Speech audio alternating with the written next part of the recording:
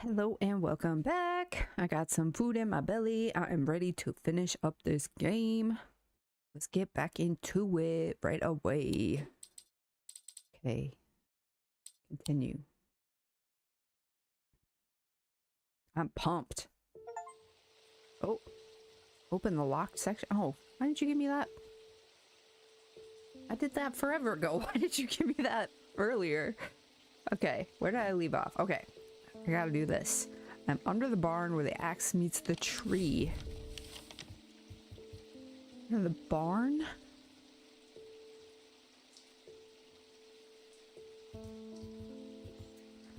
What did you get for dinner? I was watching vegan recipe vids while eating my big ass extra cheese burrito. I went and got a Dairy Queen, so I am doing worse than you in terms of like healthiness.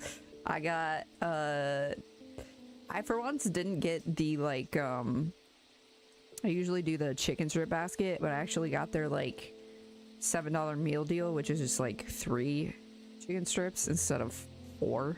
So I'm really like, ooh, wow, big pimpin'. And then you get like a sundae too, so it's like actually probably worse than just getting the 4 strip basket. But it's like fucking $4 cheaper, so yeah, you guys have like fuck all for DQs out in California. I mean, to be fair, our DQ has like a 2.7 star rating on Google because they probably pay shit for, and it's like a small town, so they like don't feel the need to like pay well. But because of that, they're like always understaffed, so they're slow as fuck. So yeah, they just have really bad ratings, but the food's always good, so I'm like, whatever. You just expect to wait like 20 minutes when you get food from them.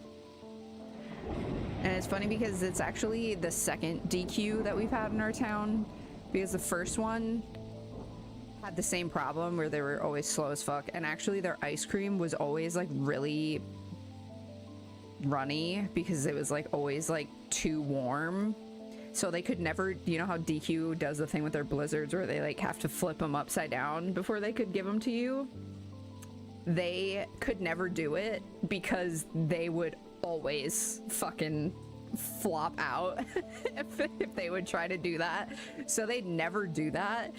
And when they finally closed, they just tore the building down instead of turning it into anything else.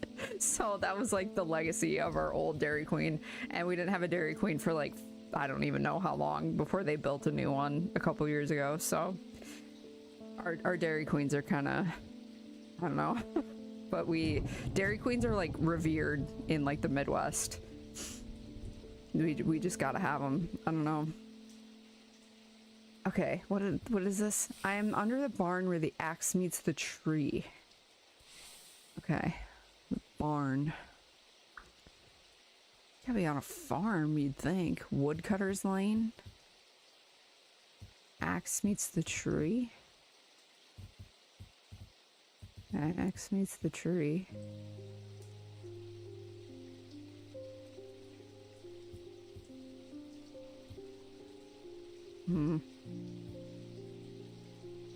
Pine Road, Woodcutter's Lane.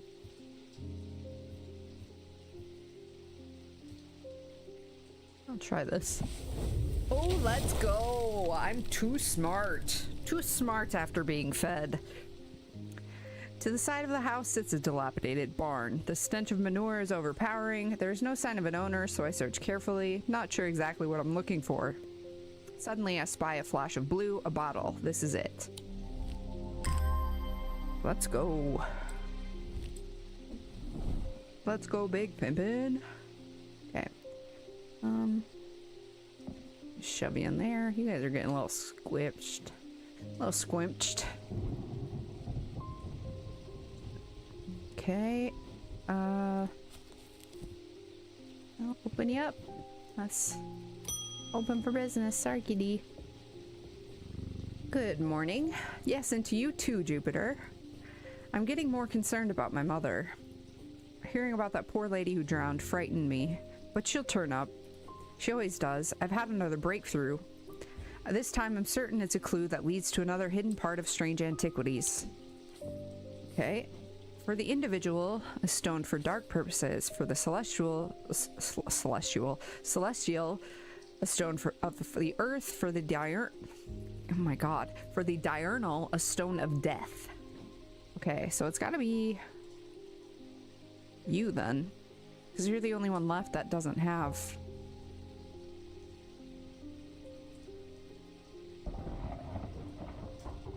Wait.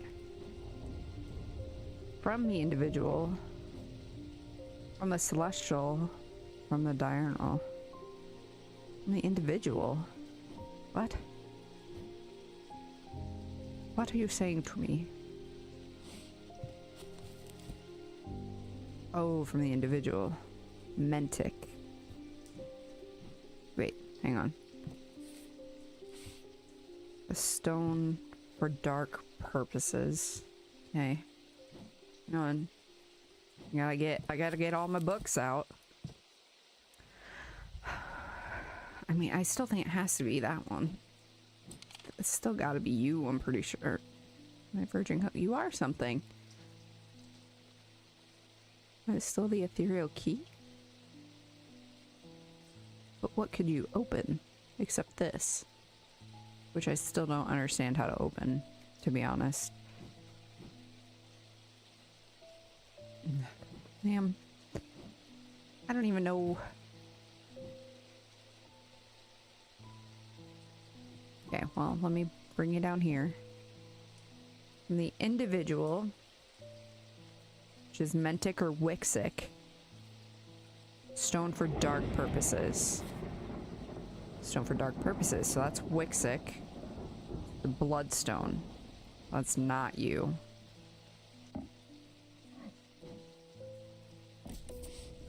From the Celestial, a Stone of the Earth. So Selenic or Dradic. God damn it. Selenic or Dradic. Maybe Jade. Some with Jade in it. I think this has Jade. Or is that dark green? Hold on, let me inspect that. Nope, just green. Okay, we'll keep that. We'll keep that. We'll keep that there. And then from the diurnal, Stone of Death. That's Vivianite. This biatch. Yeah, let's go. Oh, okay. This is gonna be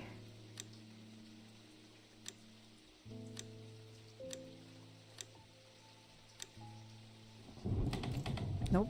Okay. Oh, brother. You're not gonna give me any hints about this, are you? Aha.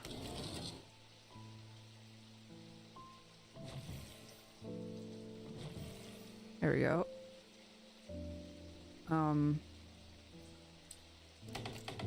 No. Okay.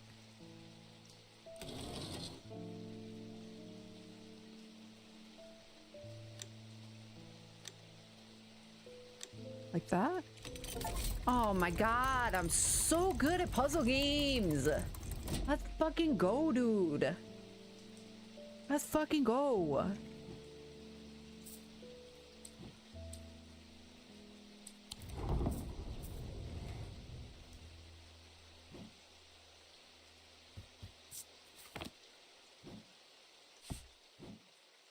Because I've been playing, like, fucking, like, stupid point-and-click type fucking games since I was, like...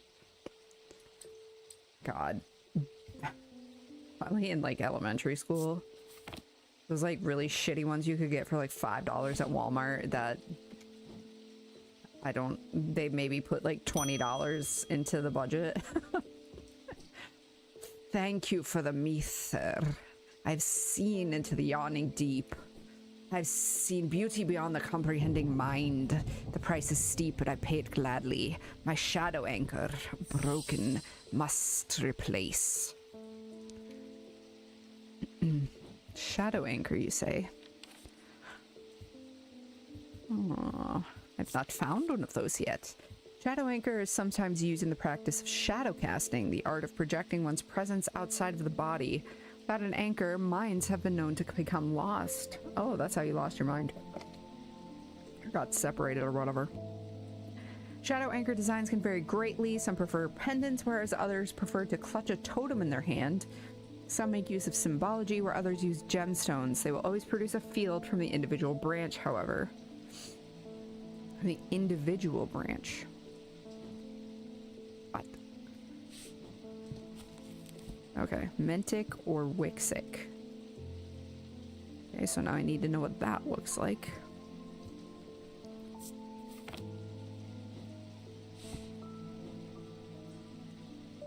Ugh. There was a way to set you in a spot that didn't make it hard to do these. Okay, you're giving me all these achievements that I should have had already. Okay. No. Ugh. Okay, so you need to be this. Oh, that's Wixic. Okay. I've seen something like that. I guess there is only so many things. Oh shit, I can put my books down here. Well, that's a better spot for them.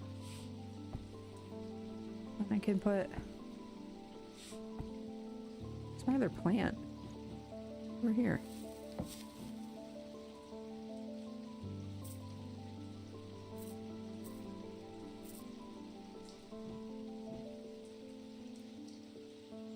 Another swinging doodad over here. Everybody's not so cramped up there. Okay.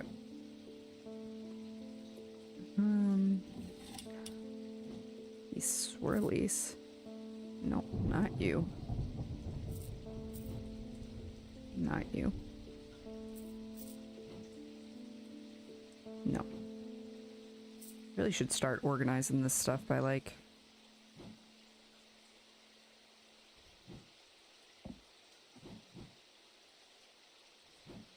the type of fields it makes, but that's a lot of work. No.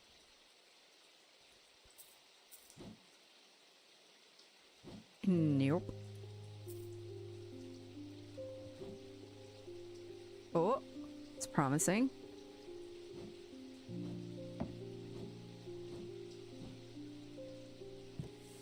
Not that one. Okay, so that's one. Did I try you already? You do too. You do not. You do not. Do you? You don't. You don't. You don't. You don't. You don't. You do. You don't make one on... You have a very weird one. That makes me unsettled. Okay. Just these three? It's not bad. Yeah. Okay. So then... I prefer pendants where others clutch a totem. Of symbology. Others use gemstones. Okay. So symbology is important since gemstones strength. Fire, ice, and paralysis. So I think that kind of puts you out of contention. I'm leaning towards this one for strength. You make me feel creepy from what I remember. Yeah, I don't think it's you. I'm gonna put you back over there. I'm gonna go with you. What? God damn it. Okay.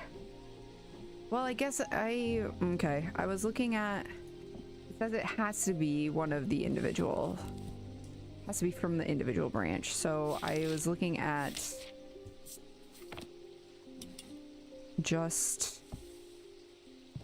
that was just Wixic. So I have to try Mentic as well. So Mentic, big circle at the top, little circle at the bottom.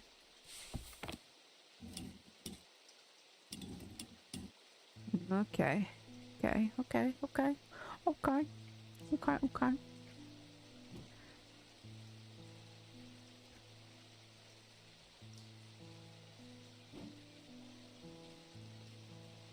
Got anything that makes you feel like that?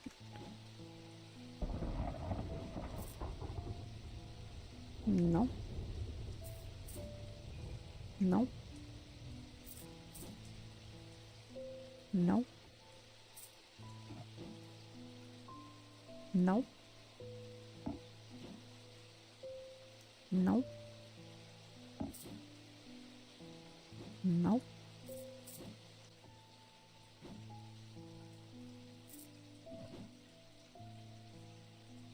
Put you back. So it wasn't you, so you're out of the running. No. No. Huh. Okay.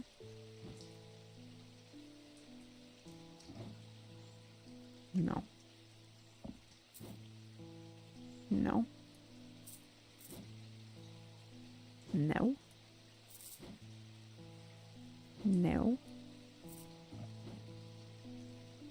Oh, I thought this was Corvin's Might, but maybe it's not. Guess it could still be an option, but I don't feel like it is. Not you.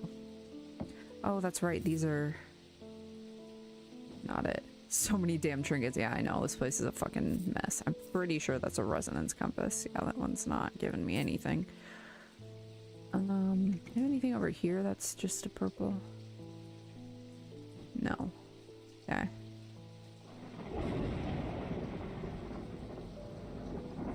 Is that stone is dark stone for dark purposes.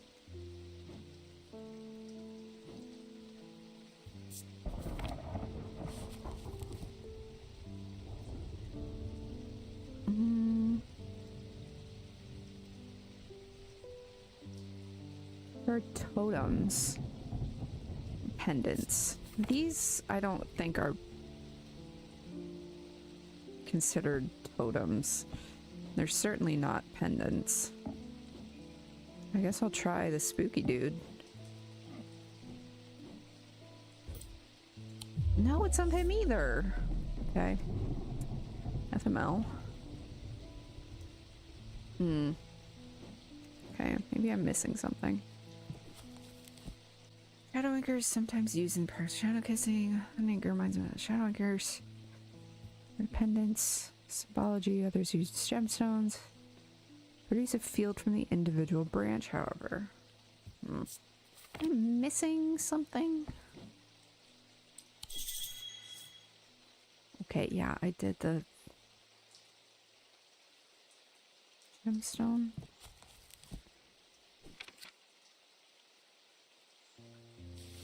Attainment.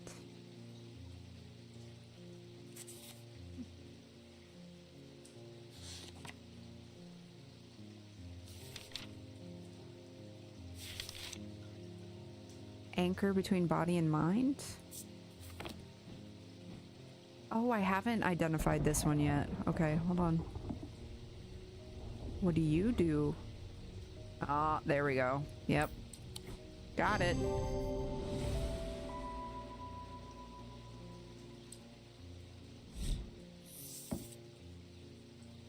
Nephroquant?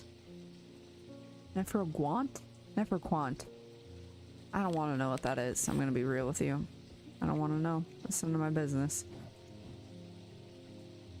See, I didn't have this with my other trinkets that were unnamed, and so I didn't realize I didn't have it picked yet. It's important of organizations.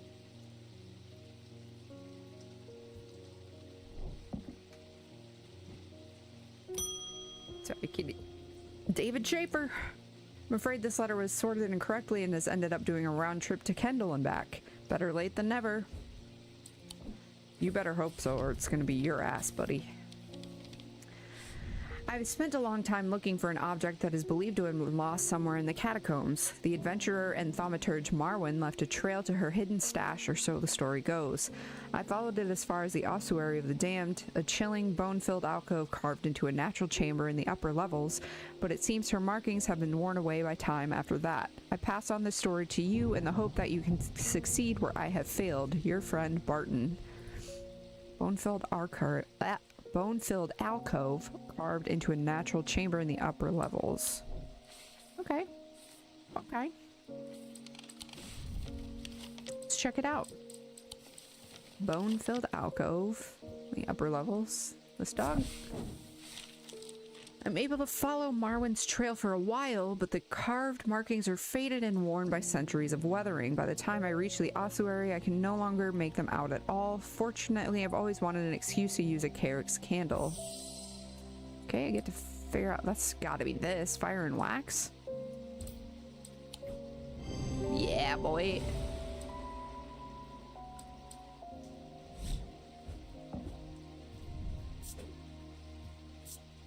Yep.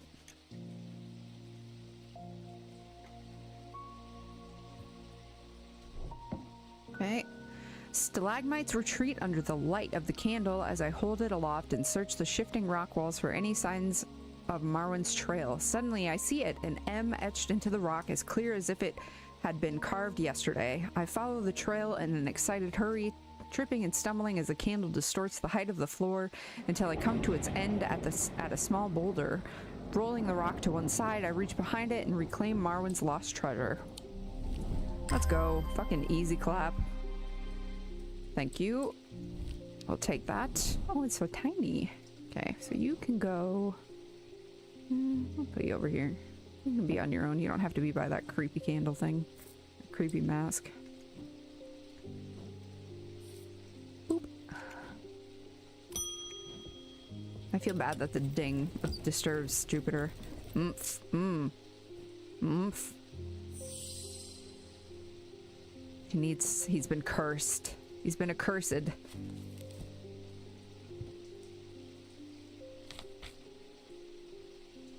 Affects the mouth and tongue so that speech becomes impossible. Tormund's paralysis. Yeah, I knew that was the right choice, because if he opened that door, like by breaking it, he was gonna open that and it was gonna affect everybody. If he got cursed, it was only gonna affect him. Purely a him problem, not everybody else. Tormund's Bane. These can be rolled along the tongue to cure Tormund's paralysis or worn about the neck to protect against the curse. Like most items that ward against curses, they emit a diurnic field pattern. Okay. Need to look for a diurnic field pattern. Diurnic. Okay. You just let me do my thing here.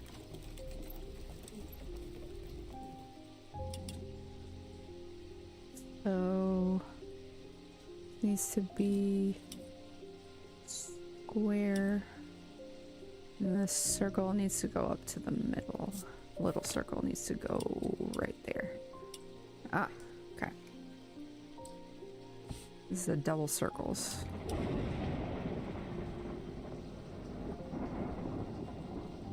Double circles. These? No.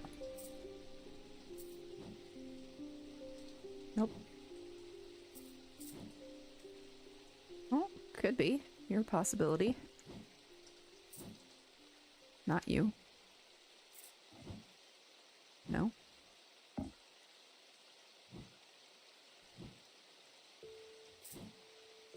Oh, you have nothing. That's creepy. No. No. Hey. Not you. Did say something about being worn, so I'm leaning towards that one just off the rip. Okay, you're also Diurnic. You are not. You are not. Oh, its head rolled across the tongue. Yeah, I'm banking on that. Put these back. Okay. Oh, wrong one. Wrong one. Wrong one. Wrong book. My bad. My bad. My bad.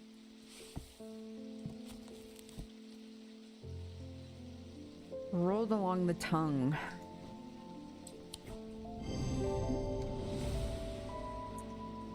Worn around the neck, has moving parts that can be rolled across the tongue, produces Diurnic field. Tormund's Bane. Thank you.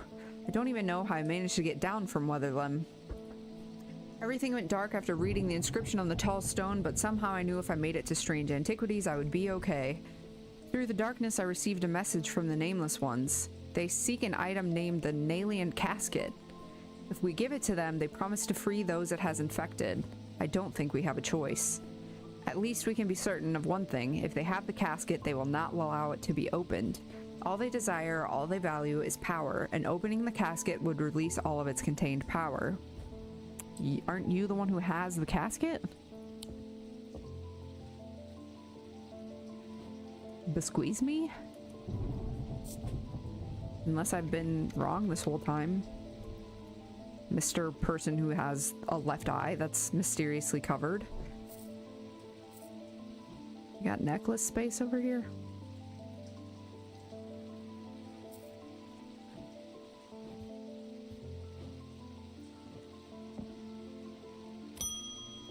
Oh.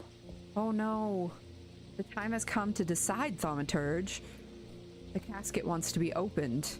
The casket will be opened. Nothing can stop it now, and yet there is still a part of this mind that will not be quieted. Help me to calm this clamoring rage inside my head. This is your chance to elevate yourself above the scurrying ants that absently crawl through their meaningless lives. Zephyrim or abrasive mether. Okay. This type of mether is used to purge unwanted memories. As with any procedure that can alter the mind, it should be used sparingly and considerately. Okay, so I feel like that one will get rid of the part of her mind that will make it so she does not want that to happen. Zephyrim. What'd that do?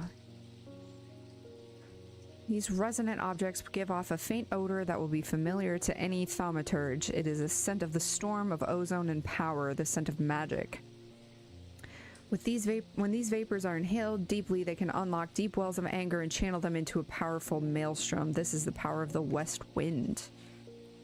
What the fuck would that do for me?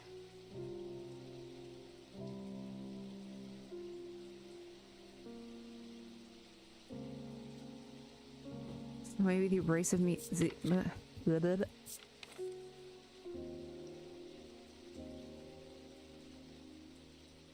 Mether is used to purge unwanted memories.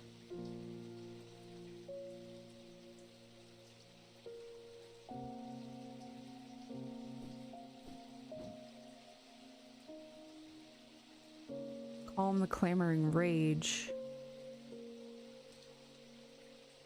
It will not be quieted. I have to assume that's the rage. So the rage is the real Verona.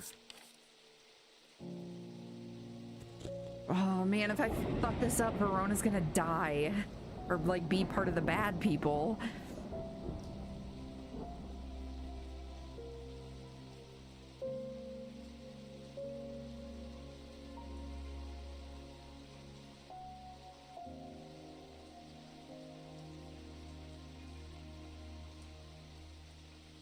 Faint odor. Okay.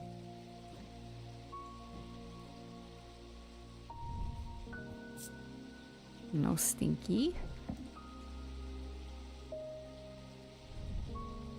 No stinky.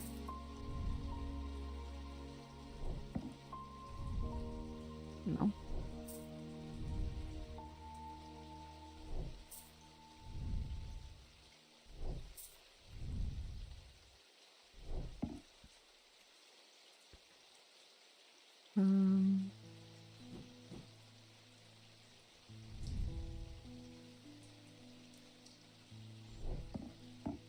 Ring means rebirth.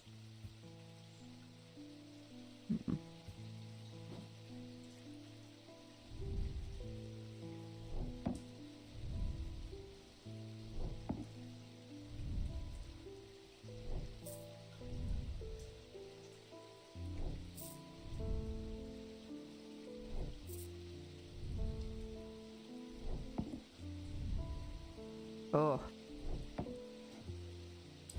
Oh, I'm gonna be really annoyed if this fucks it up. But at least my last save was recently, so it'll...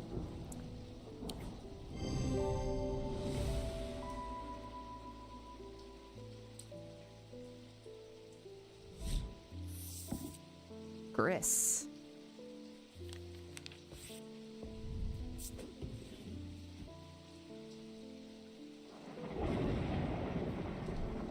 Normally, if I was like playing by myself, I would look it up, but since I'm playing it on a live stream, I won't look it up.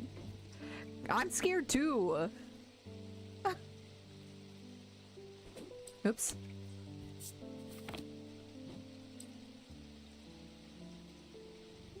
Jupiter, I'm scared. Help me.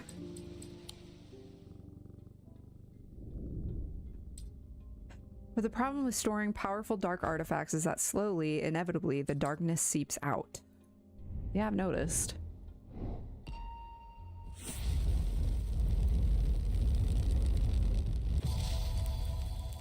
Well, the yarn.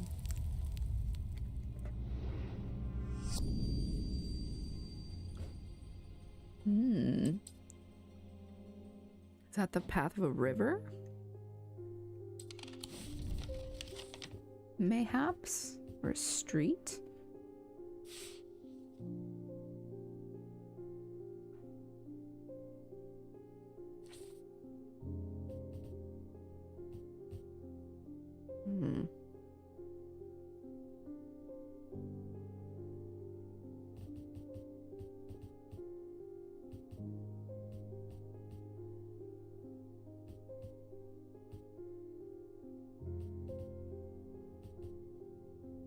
Quarry, maybe? That's a long shot.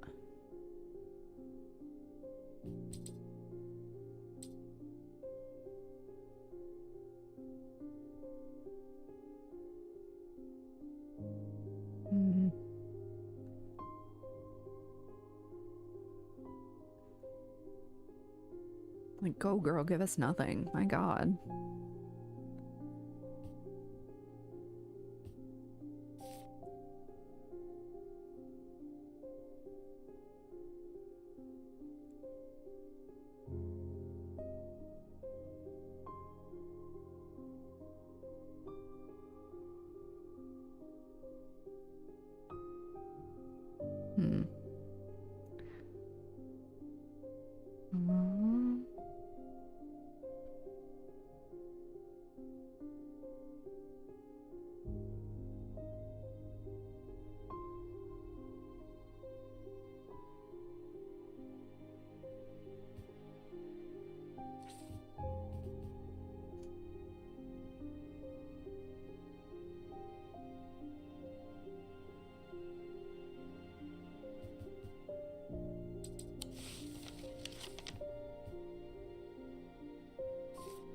I feel like I've probably found everything at the castle.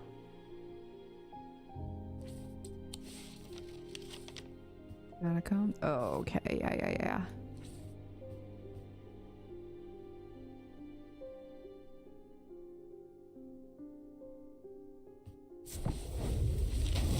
Boom, baby. Inhaling deeply from the spirit vault to stave off the madness of the depths, I make my way carefully down crumbling passageways past decaying crypts. Placed carelessly on top of the tomb is a collection of clay pots. Some lie in pieces, but most are whole. At first, the collection seems unremarkable, but one in particular stands out, and I take it back up to the surface to take a closer look. Alrighty then. I got a pot. No, I need to put you with the other unidentified. Okay.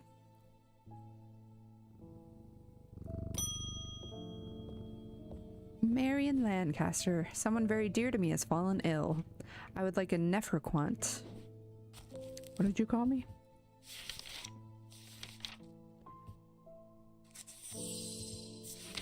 The hell was that noise? Oh, she kept talking, sorry.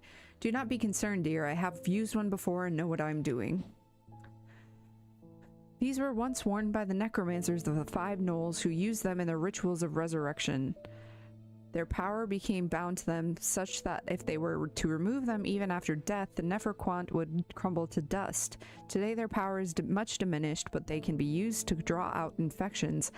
However, they will cause Braxis if held against bare skin for long periods. This is how I looked with my shingles. Girl, for real? That's scary. At least on the bright side, you never have to worry about getting shingles ever again.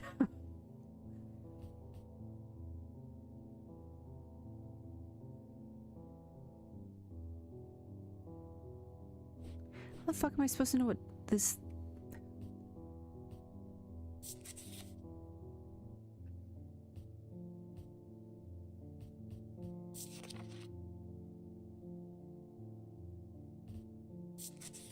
Didn't give me any information. What? Resurrection? Only a nephroquant.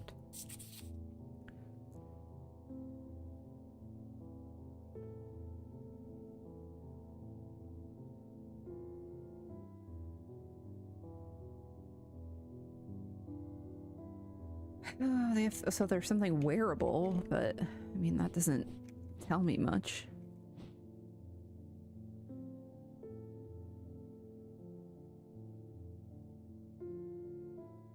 This, okay.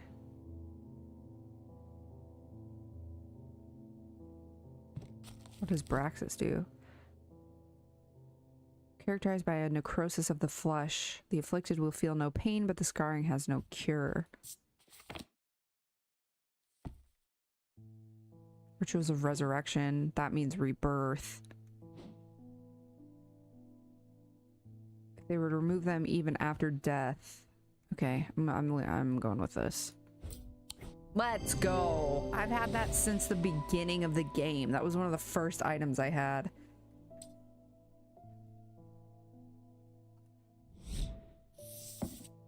Dreadvivant.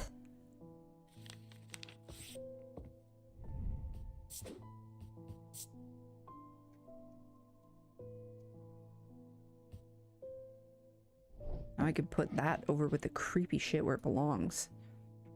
Next to the weird ass fucking hand.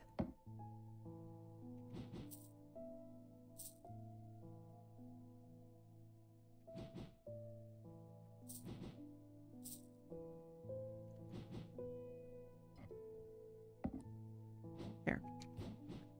Okay. Franklin Underhill, please do pay us a visit. We have some items that we're confident will be of interest to you. Okay. The Twinings, artisans of wood, iron, and clay.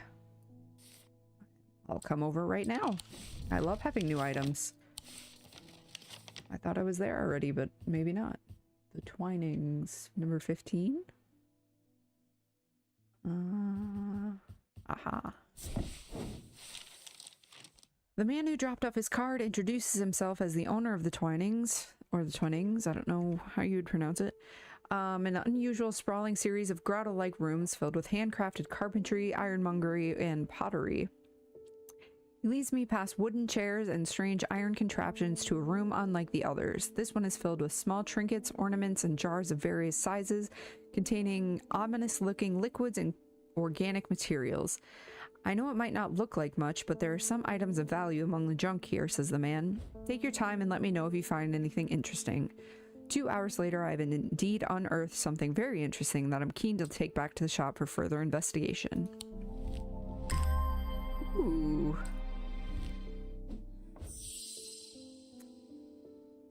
Okay, hold on.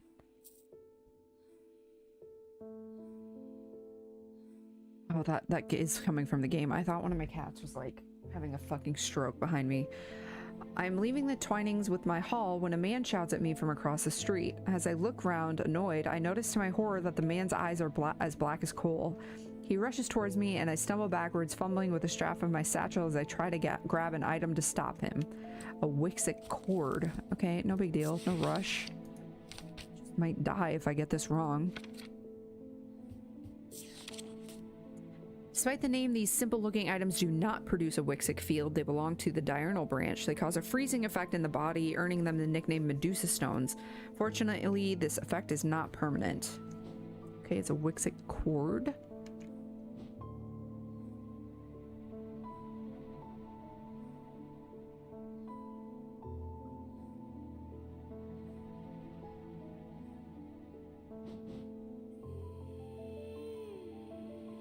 Oh, that music is new.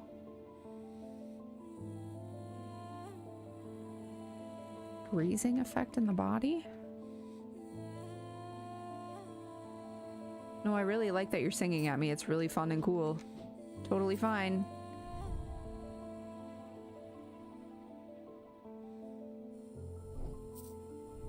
Really good time, yeah.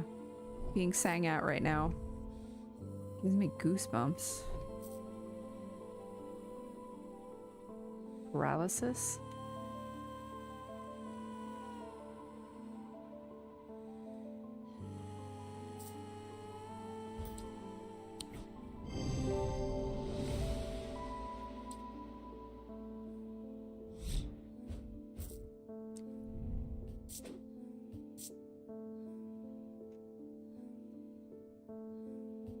I wonder if that means I've like gone down a path for a specific ending at this point then. Oop. To my relief, the man goes rigid almost immediately and topples forward onto the cobblestones. I turn and run, wanting to put as much distance as possible between myself and that creature. When I finally come to my senses, I realize I should alert Dr. Robertson, but by the time I return to the Twinings, the man is nowhere to be seen.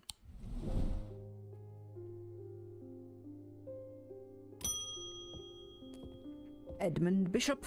Something bad is about to happen. The ravens know it. My grandfather once taught me how to use a Cassander to see the paths ahead, but I saw what it did to him and vowed never to touch one again after he died. But the gnawing worry of what is coming has become too much for me. I mean, you're like pretty close to dead, so you know, whatever. The eyes of a Cassander focus the power of the mind, enabling those skilled enough to see the path or paths ahead.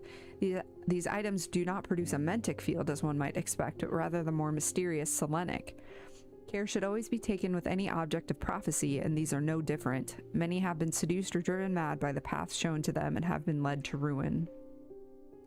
That's gotta be this. It's a tree.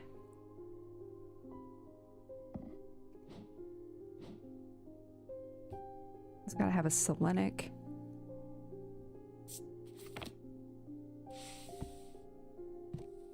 Oh.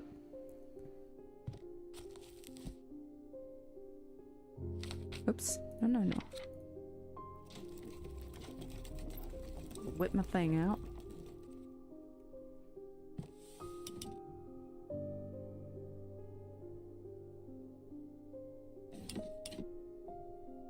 Okay.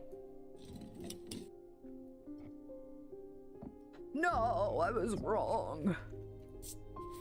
Damn it.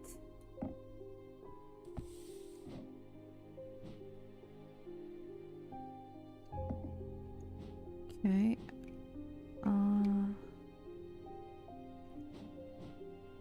Not you. Not you. Nope. No.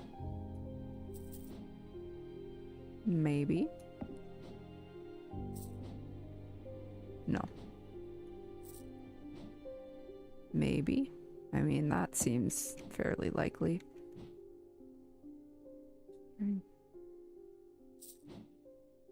No. No. You're new. It's not you. No. Got two. No, I forgot these. Oh, wait. It could be you. It gives me the sense of being watched. Oh, Selenic. It could be this. Well, that doesn't give me... Oh, it gives me very barely.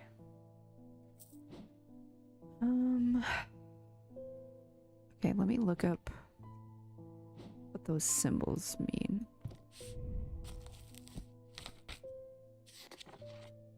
Air and water. Oh, that's like all the symbols of the elements. Minus light and dark. Earth, air, fire, and water.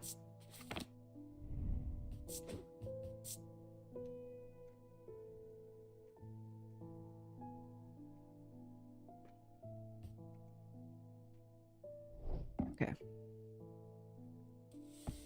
I'm leaning towards this. But also this, because it gives you the feeling of being watched. Which makes sense because it's the eyes of a Cassander focus the power of the mind. This also have eyes, but they're closed.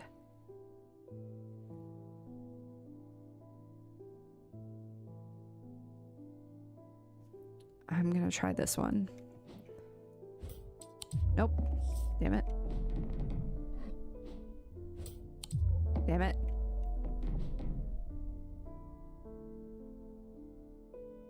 These kind of have eyes.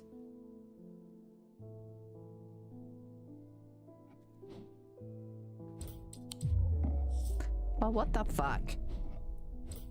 There we go. Trial and error. Don't tell me to lock in. It's just fucking whipping. You know? It's... I'm gonna hit the ball eventually. Oh, stones of sight. Yeah, I should have checked my gemstones. I didn't think about it. Weaving edge. Okay. God damn it, I keep hitting escape. Okay, so that's a Cassander.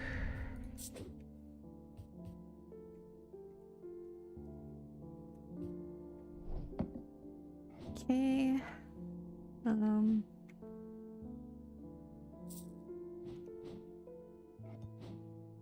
Yep, there. In my defense, two of those things, two of the four literally had eyes. Okay? Can you blame me? Yes, you can, but in my defense, literally had eyes. There always seems to be something going on in Undermere. The sooner I can get this sorted and be on my way, the better. My uncle gave me a ring and I've had nothing but bad fortune ever since. I'm starting to think it might be cursed. Is there any way to uncurse it? Yeah. This shit.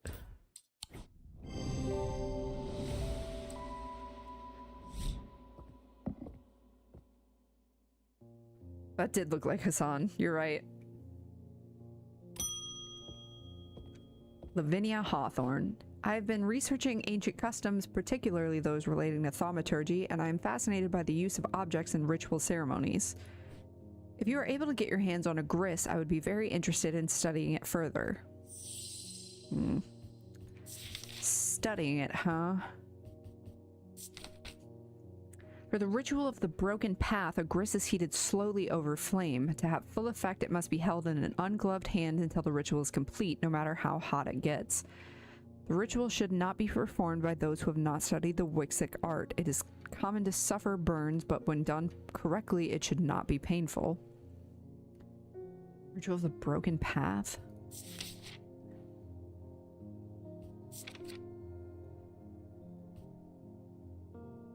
Vizian heart uses these items.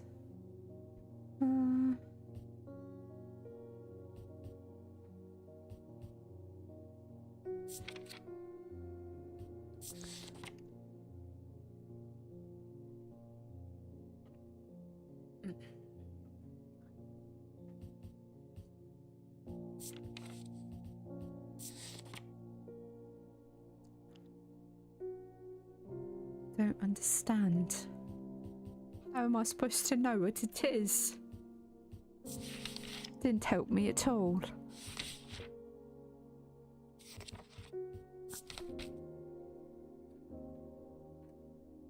Held in an ungloved hand until the ritual's complete.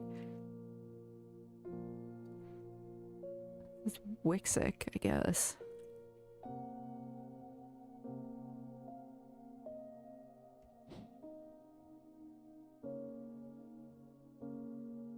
Have I used everything at least once now? No. I still have like a ton of stuff that I haven't figured out what it is yet. And like some of this stuff, like stuff that's used in things where you have options, that might be the only place where you use it.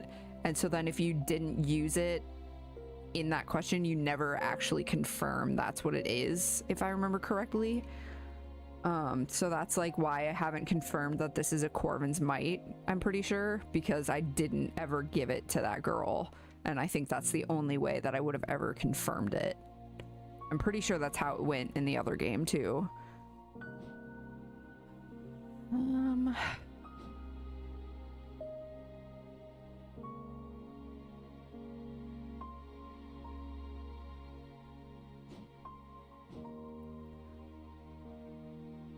Girl, I'm gonna be real with you. I don't know how to figure out what the fuck this is other than it's Wixic.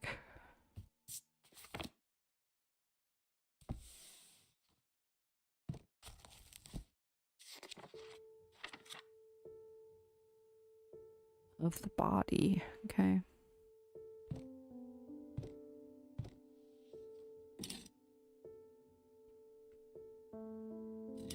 Oh, my bad.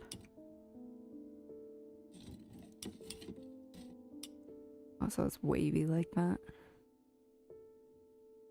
Key.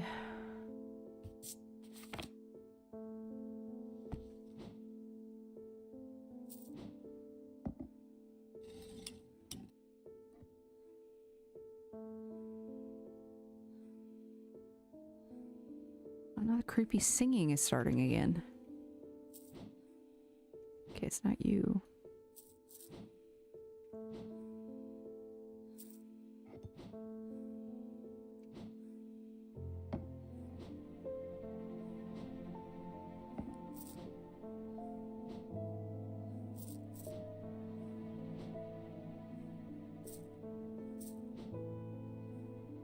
I feel like it would have to be metal.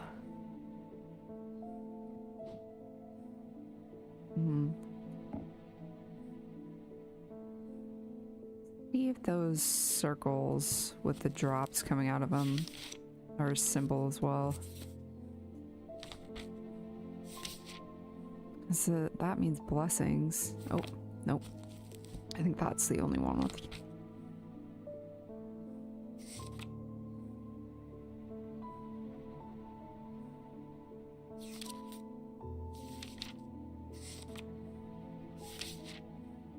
Okay.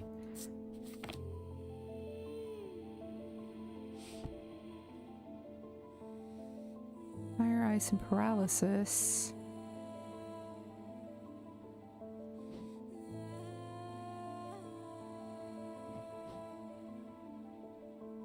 Same.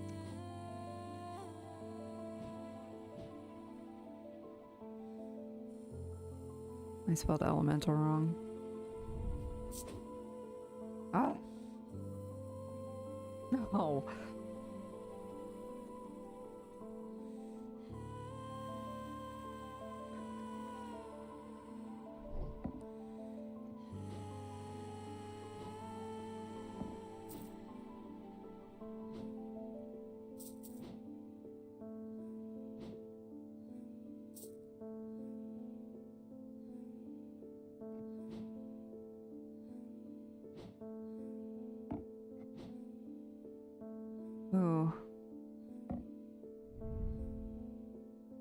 I feel like it might be this, because I don't like it.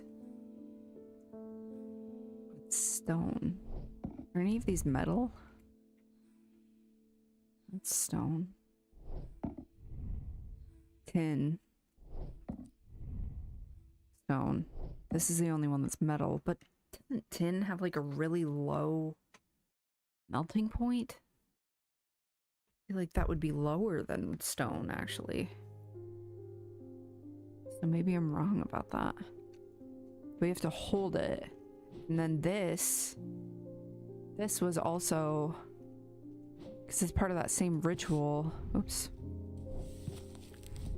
Blech. Broken path. Held in an ungloved hand.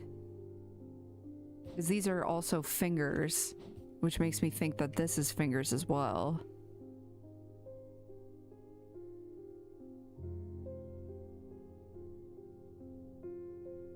I might try this.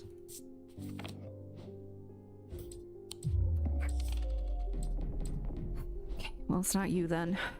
I'll put you back with the other creepy hand.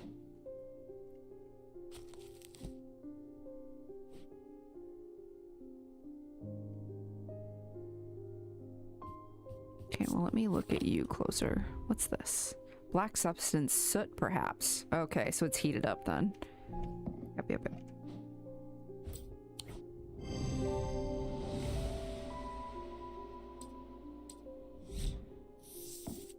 Lunima.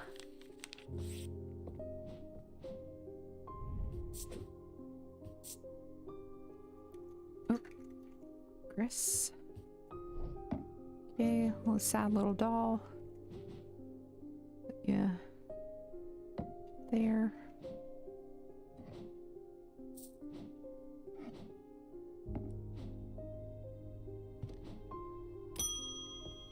Leopold Morris. There's been a basilisk sighting in the hills across the river from Backbarrow. I wouldn't say I'm a brave man, but I have a duty to protect my livestock and my village. Better me than a younger man with his life ahead of him. I've come to prepare my sword. Okay, well.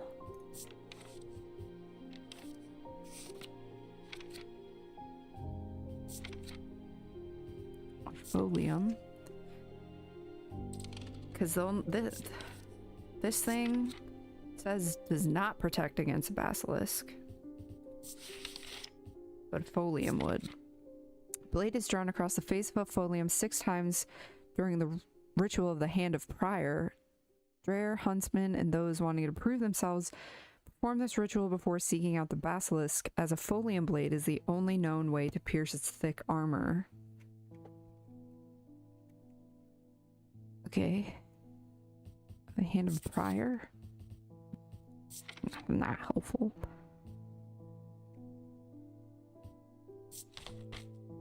Is Dreyer mentioned anywhere else? Dradic?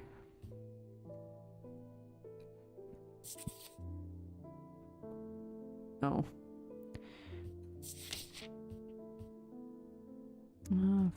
Folium.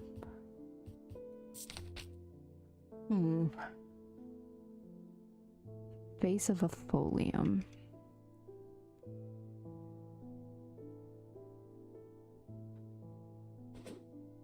Oh. And this has grooves. Crisscross grooves. It chills my blood.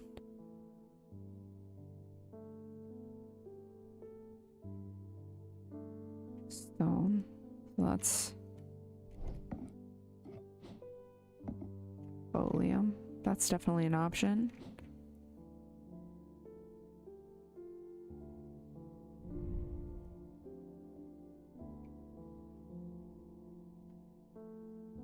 Smooth and settling.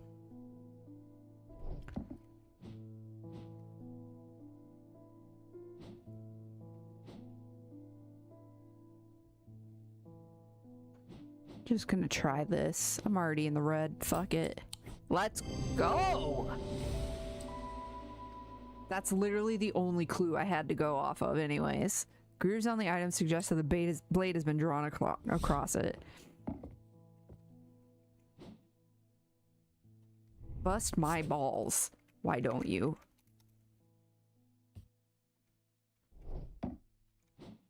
Oh, I thought I didn't have it. Okay, who's next? Francesca, how's it going? They've escaped. Good. At first, my patients grew agitated when I used the Godian siren, but then I had a breakthrough. Vivian Cartwright woke up. She seemed lucid, calm even. I had made a stupid mistake and loosened her restraints. I don't know what happened, whether the siren stopped working or if perhaps it had never worked and she tricked me. But almost immediately, she changed back and turned violent. Before I knew it, she had managed to free the others. We tried to stop them, but they fought their way out of the hospital. I have no idea where they've gone.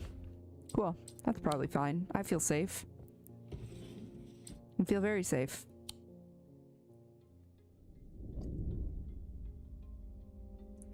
Almost imperceptibly, the casket began to absorb the crepuscular power that had leached into the stone and the earth of its lightless tomb.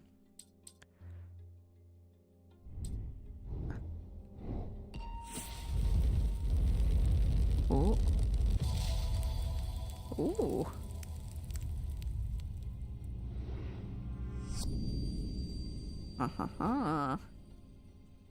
That is my clock.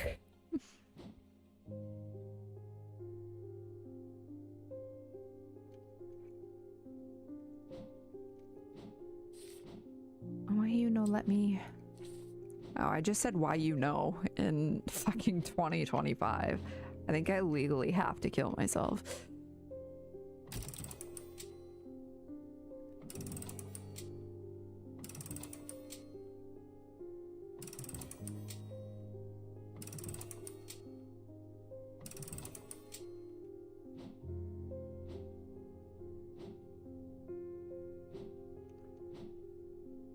Hello?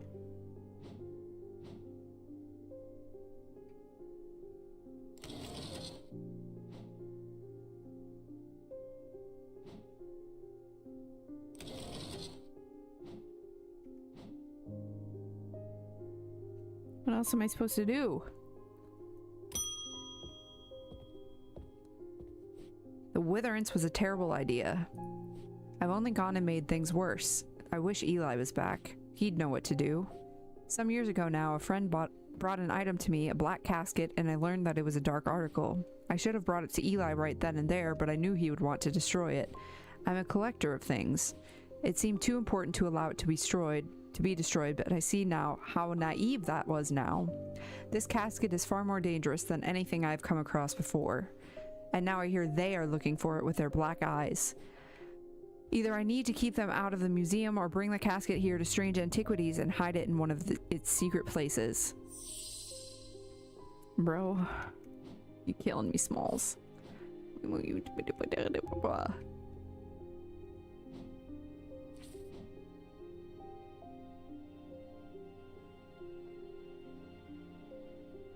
Dread Vivant or Lunima? Dread Vivant is the only way to handle some of the more dangerous artifacts.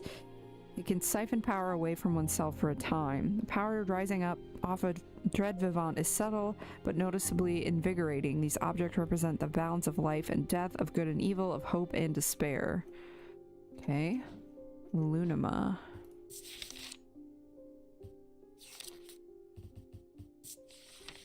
Also called a moon pool or heart of tranquility, harnesses the power of the elements to create an aura of unease.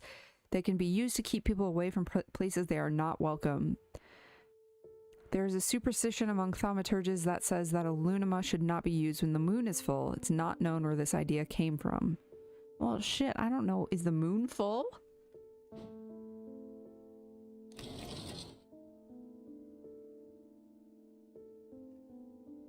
Man.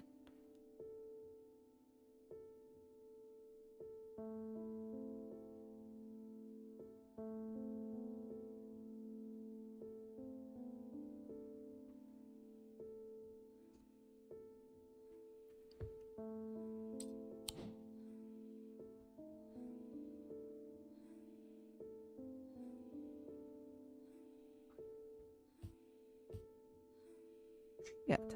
I don't think an aura of unease will affect these people.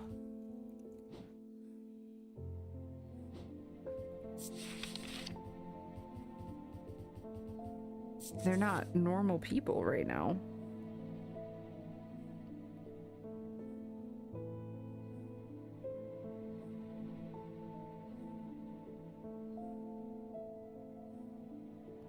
Power rising up off a dread vivant is subtle but noticeably invigorating. These objects represent the balance of life, death, good and evil, hope and despair. I don't have anything to remark.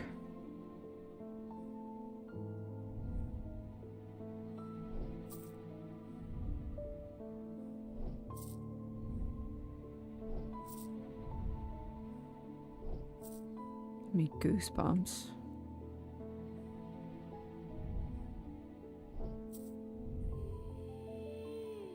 Causes me to reflect on my own mortality.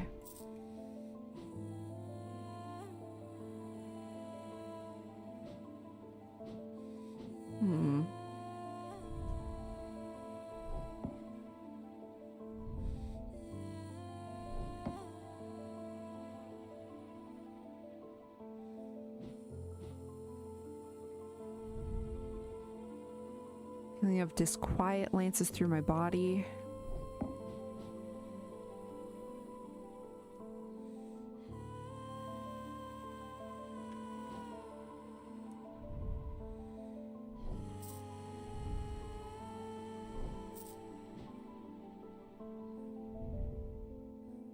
Unsettling.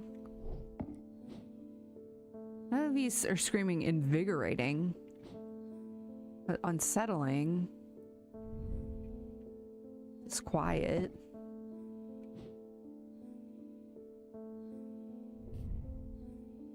Reflect on mortality.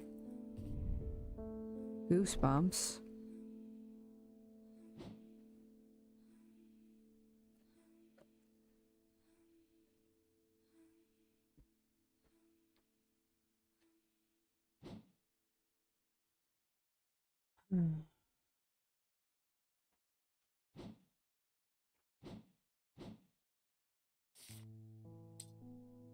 Hold on. Let me explore the catacombs real quick.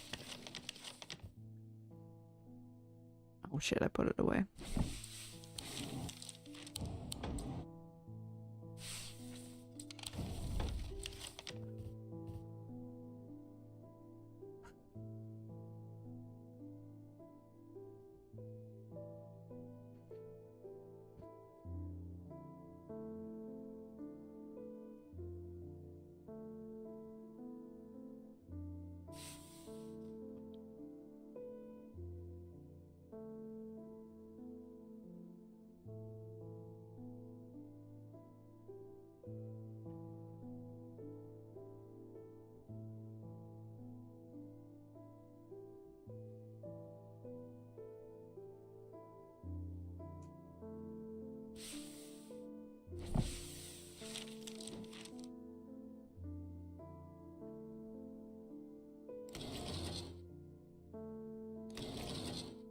So whichever one's at half moon?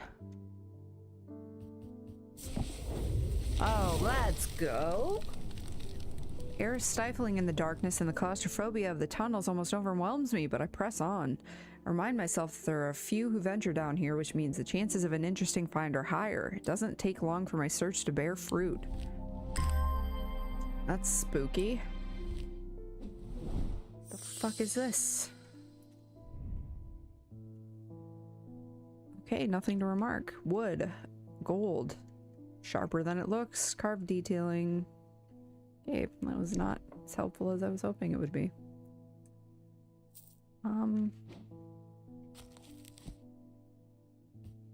Balance of life and death.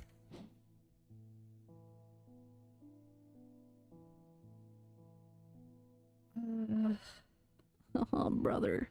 Okay, these things are like somewhat balanced.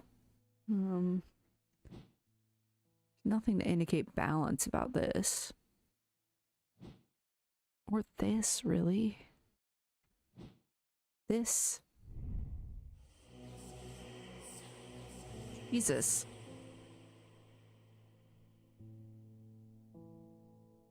That scared me. Because these... Go away. Stones.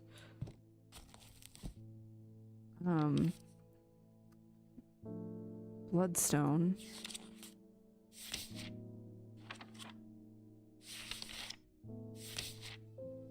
And Vivianite.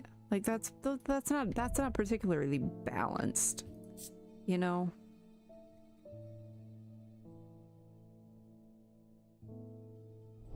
It kind of pushes me away from that one. But that gives me dread too. Shit. I really don't know.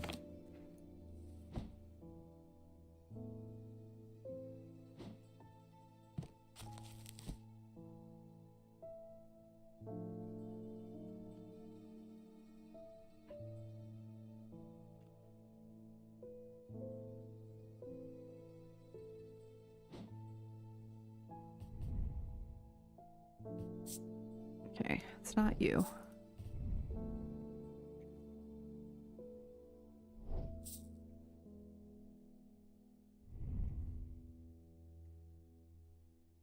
Well, this has balance.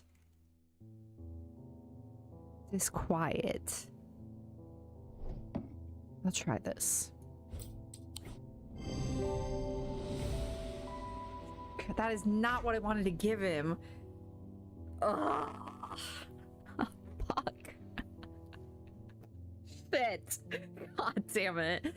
Okay.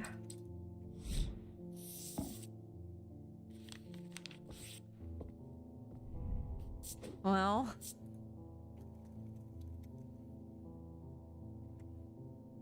I guess that we'll find out how that goes.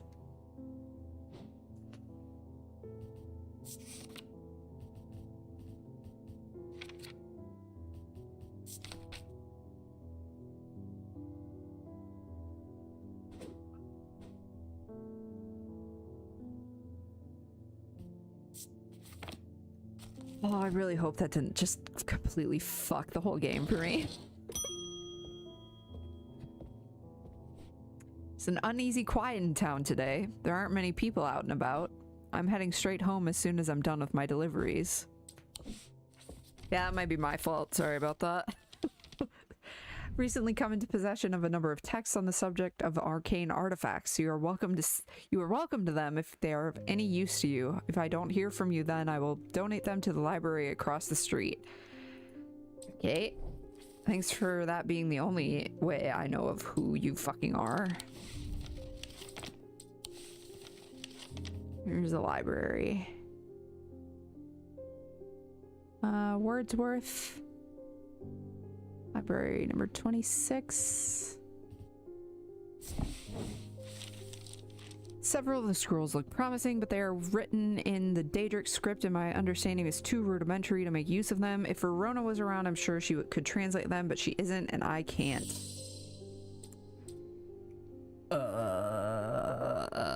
What?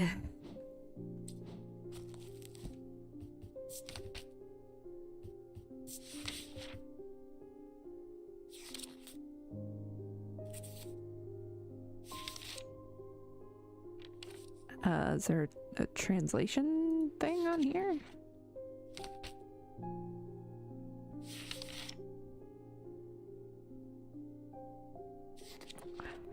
Oh yeah, there is. Oh, that's right. Babelia. That's what I gave to what's-his-face.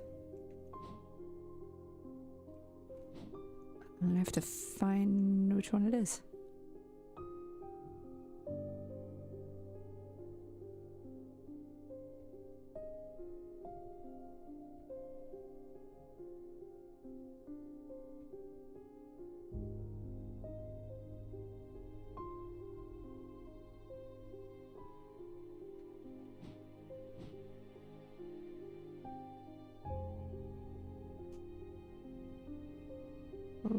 Blah.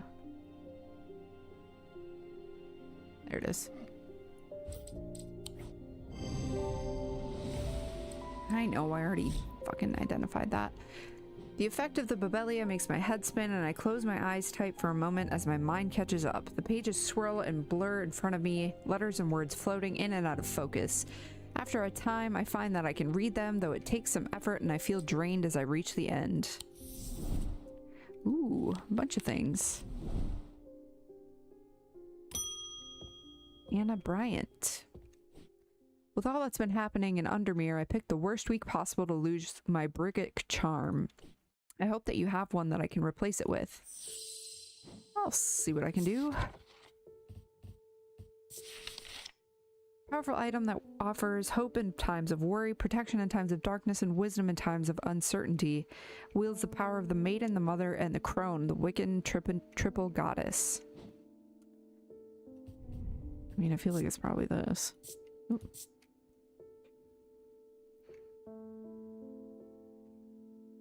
Damn, girl, you're giving me nothing on these things.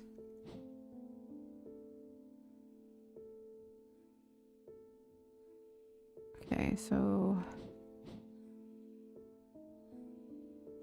Oh, I did take it, okay.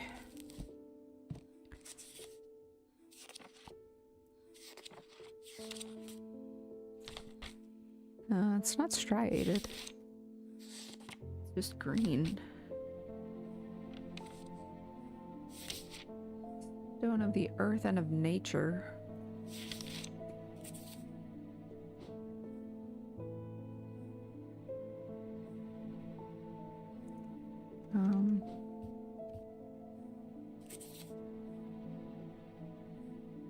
Dark green.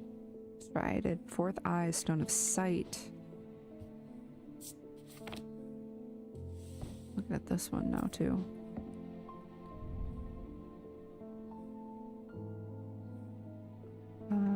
Because I looked at these up before.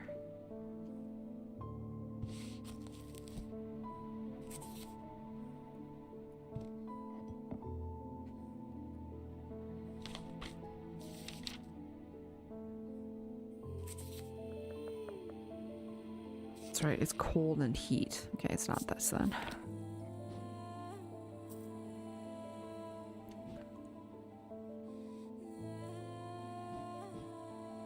I mean, yeah, it's like, that's the triple goddess, so, okay, that's all I had to go off of anyways.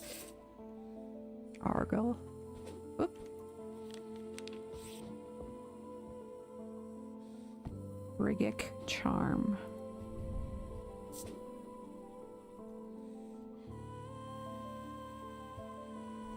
It's kind of hard to say.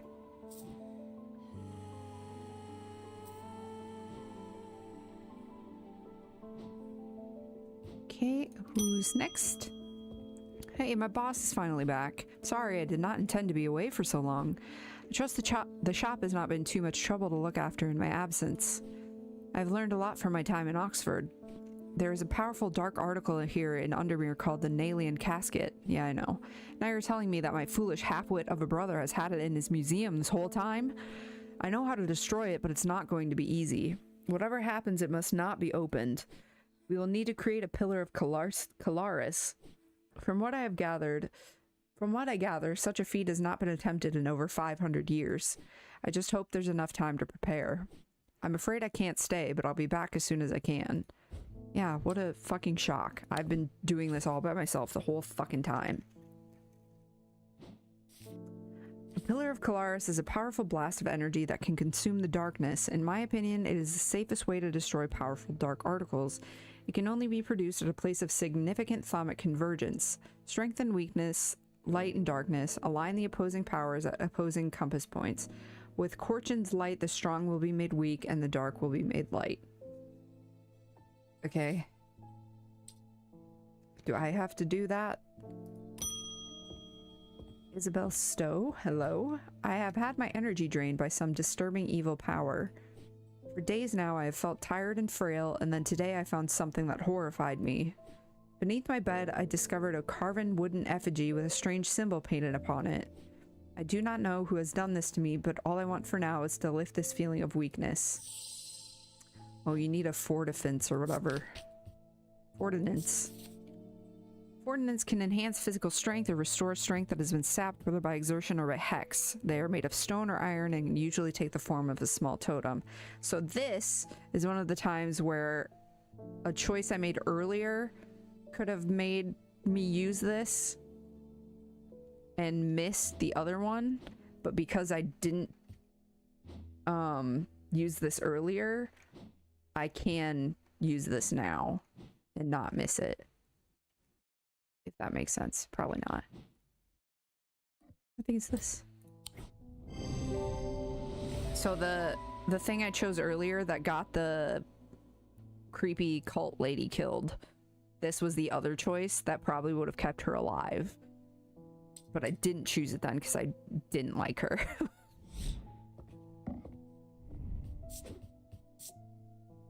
So I don't know if it always works out that way. I think when I played Strange Horticulture, there was some stuff at the end of the game where I was like, I don't know what this is for sure. Susan Hill. Oh, she's had the creepy fingers. I would like a bloodbeck. The nameless ones are restless. I'm ready to hear their voices. A bloodbeck? Okay. It was once thought that these objects could be used to commune with the dead, but it is now widely believed that such a thing is not possible. It is not known where the strange voices that emanate from a bloodbeck originate, but there are some who believe they are the voices of the nameless gods. Okay. What was the thing? This.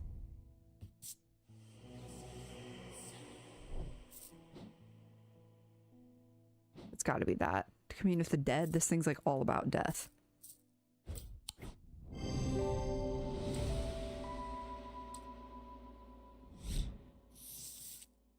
Chenna.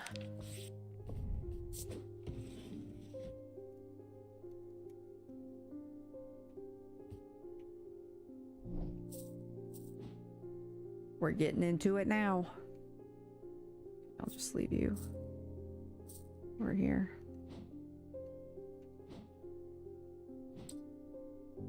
Kitty kitty. Oh, Thaddeus runs along the dark corridor. No, Thaddeus is gonna die. Fuck. Oh, damn it. Thaddeus runs along the dark corridor, his eyes wide with terror. He clutches the largest ruining shard of the shattered Lunima in his hand.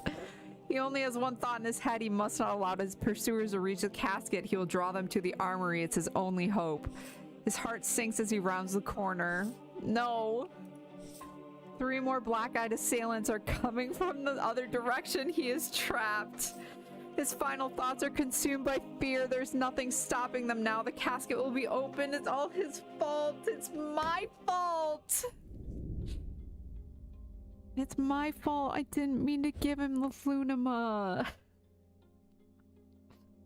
God damn it. Of course I picked the one thing that was technically right, but was wrong for what I wanted.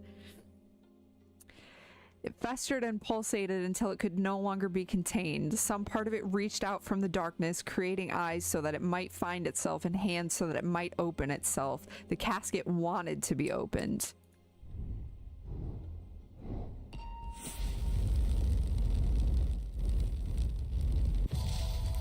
I'm gonna let this play out to the end because I think this is the last day. But I'm gonna see if I can go back to restart that day because I think it saves every day. It does like an autosave every day. And I'll replay it from that day to see if I can pick the right thing. I lie below books and scrolls on the esoteric and the arcane.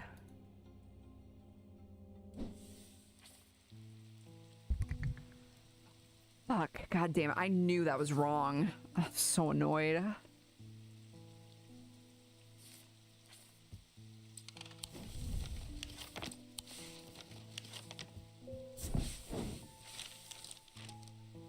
Oh, sorry. Entering the library, I'm drawn to a dark alcove round to the right, bearing the title Esoterica and Arcana. I'm sure there is much to learn here, but sadly, a cursory glance is all I have time for today.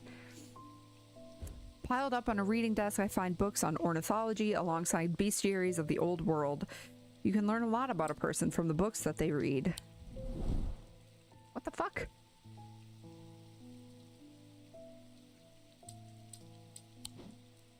Lie below books and scrolls on the esoteric and the arcane. Below? Below. You motherfucker.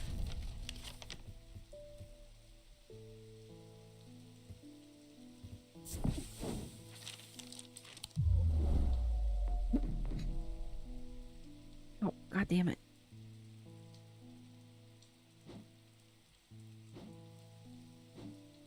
Lie below books and scrolls on the esoteric and was I supposed to like poke around in there more?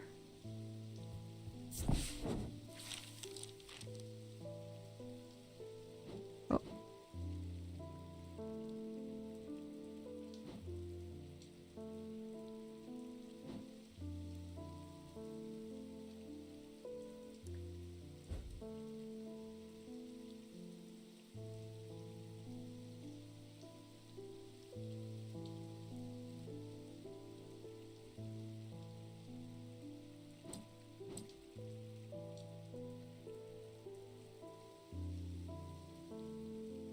Drawn to a dark alcove, round to the right bearing the title Esoterica and Arcana.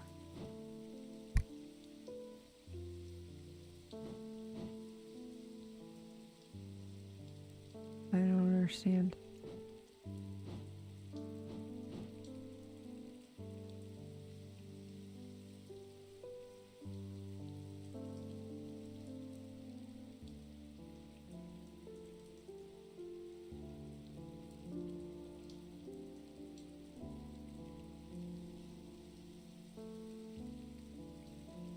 Oh, I see. So this is where Esoterica and Arcana is.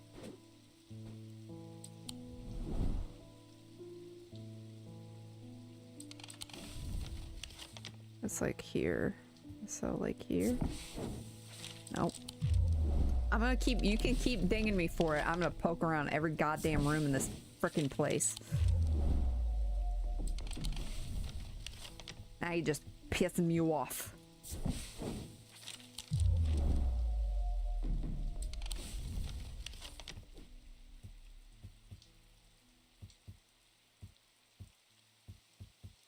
It doesn't even make sense.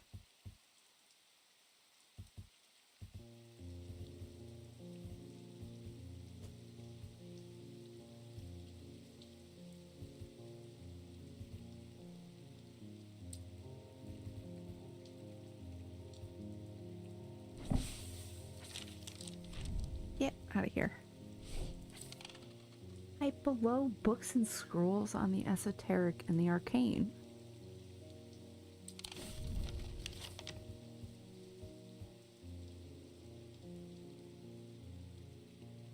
Oh, the library's on the second floor. God fucking damn it.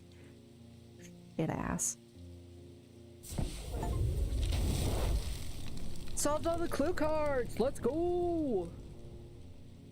As I open the door, I am hit by the musty smell of damp. This room hasn't been entered for some time. The corner of the room is piled high with the scrolls of parchment and old books, but underneath the debris I find something of interest. Oh, well, that's cool. But you dare.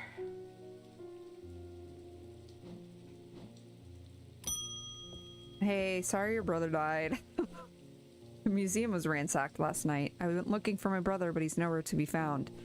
Good news is they didn't find what they were looking for. Oh!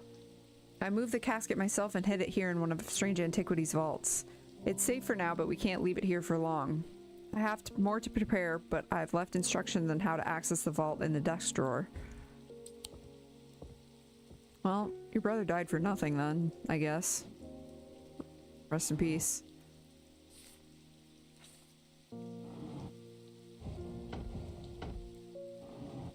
Okay. Yeah, damn for real. So this is a candle that gives off no light.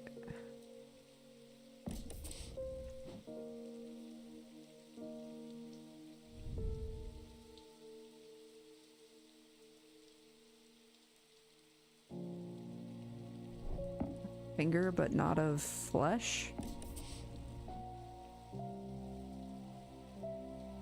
An anchor that has never touched the ocean.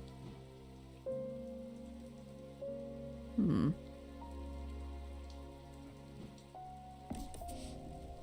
Nope.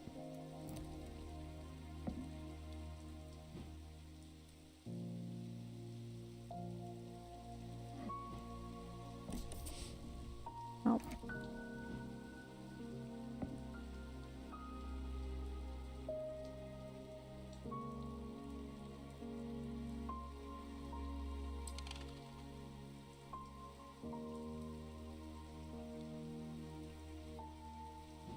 There's something that has finger in the name, probably.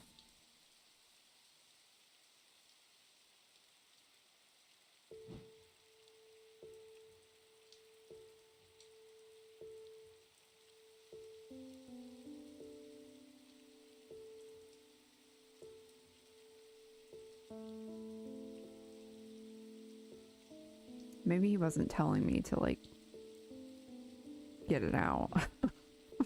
Given my track record.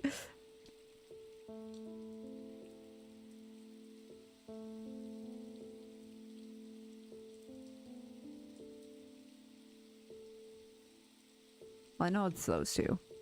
Finger, but not of flesh. Okay, well. Oops. Put that away for now. Hey, boss. Lake has turned black. Well, that's bad. Someone's go, I'd say that's probably quite a bad one, but the mail won't deliver itself. You know, you're a good guy, David. Thank you for that. Found this note in an old writing desk up at Gleeston Castle. I expect it will mean more to you. Fear in autumn, rising in winter. It feels all too prescient as we hurtle toward winter and a terrible, unknowable fate. EB. Right, fear in autumn. Okay. As I don't have enough. Fucking antiquities. Fear. What is fear? Okay. Triangle. Autumn. It's the egg. Fear. Fear for fear in autumn.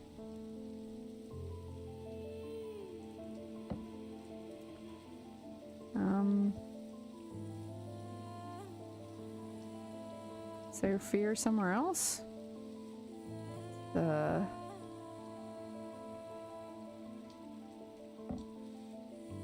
Oh! I thought there was nothing there. I searched the room at the foot of the western tower quite thoroughly before finding a stash of papers. To my dismay, they are largely the scrawlings of a madman, but in amongst the nonsense there is some valuable information. Oh shit. Alright. Use the Bishop's Square. Okay, I did that. I guess Steam was just like not having it last time for some reason. Oh no, I'll keep that one. I'm getting all sorts of Steam achievements. Barton, you're back. I've discovered the missing piece of the puzzle. There is an ancient shrine to the nameless gods at the skull of Glencathra. It seems humanity tried worshipping them once long ago before we learned how little they care for us. We must take the casket there. Whatever happens, we must not allow it to be opened. Okay, so I feel like my choice is going to be let it be destroyed or let it give it to the nameless gods. Hello, Eli. It's time to end this. Now. Bring the casket to the pit. Okay. Then I gotta figure out... it's not the Amphibian Talon.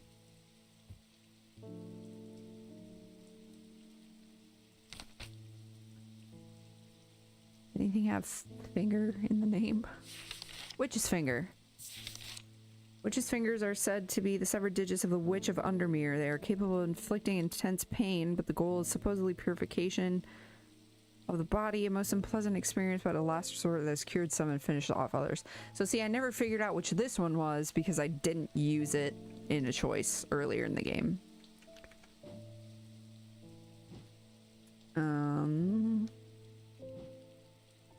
Maybe this? Yep.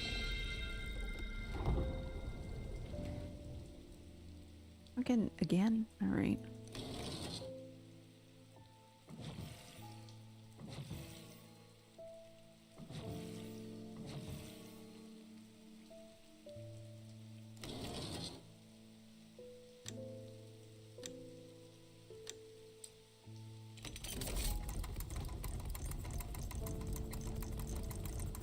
Cheers, bruv.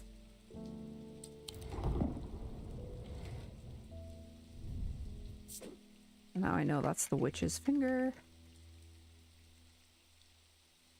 So even though I labeled it, I'm actually like not gonna get credit for that.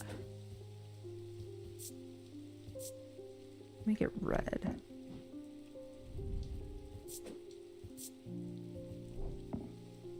When I'm like pretty sure I know what it is, but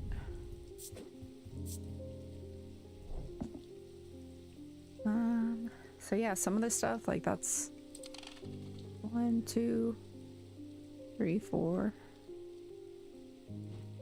5, 6, 7, 8, 9, 10, 11. Technically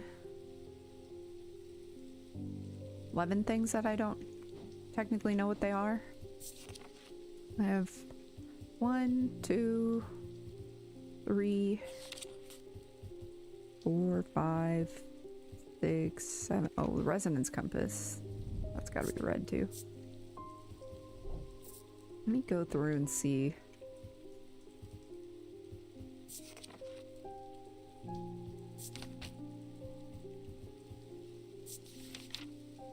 Oh.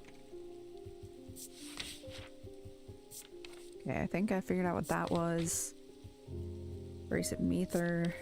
Vessel of the Earth used in various Dradic rituals. Okay, that's like no information. What the hell? Used in various Dradic rituals? Play. Detailing. I mean, I'm gonna assume that's...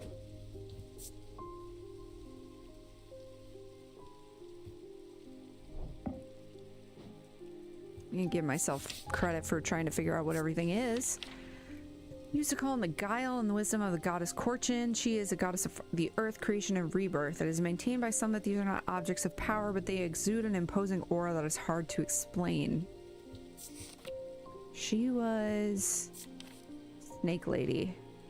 Okay, I'm gonna assume it's that then.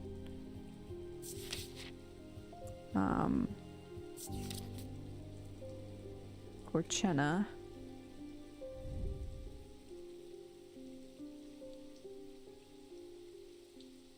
Because she's Snake Lady, so why not?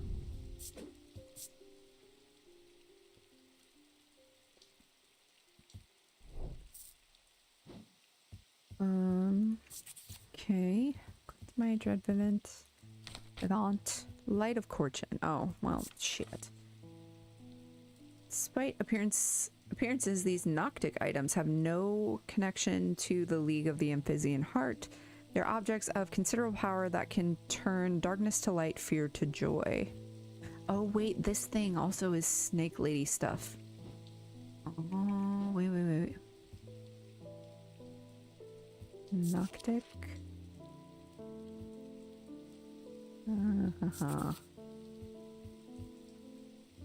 They're objects of considerable power that can turn darkness to light, fear to joy.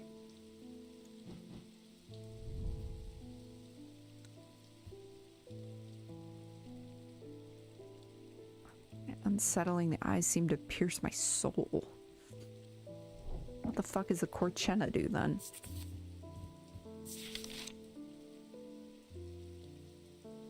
Imposing aura that is hard to explain. Yeah. I'm gonna say this is the Korchena actually.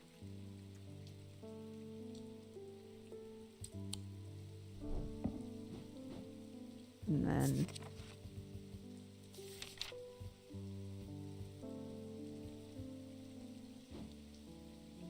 this is the Light of Korchin. Well, what is the What does this gemstone mean?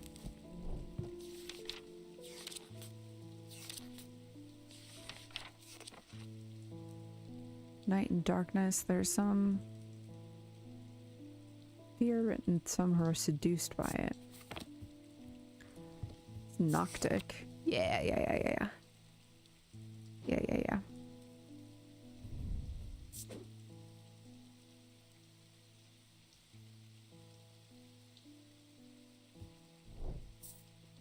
Okay.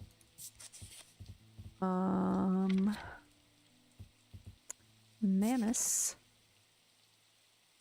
These are lighter than an evocant by half, not exactly the most useful insight. Carried by desert nomads who use them to conjure precious water from the cool night air. Evocant.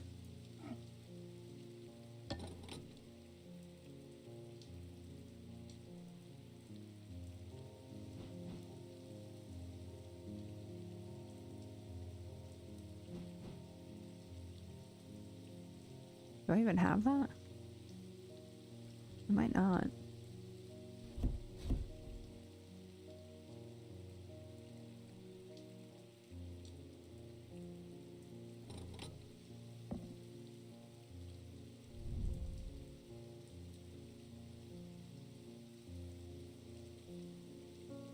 Piece of driftwood. Because I don't have anything that looks like that.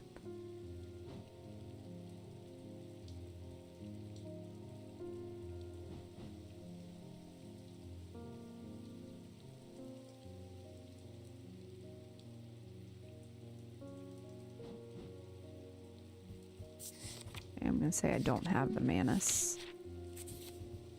Hit.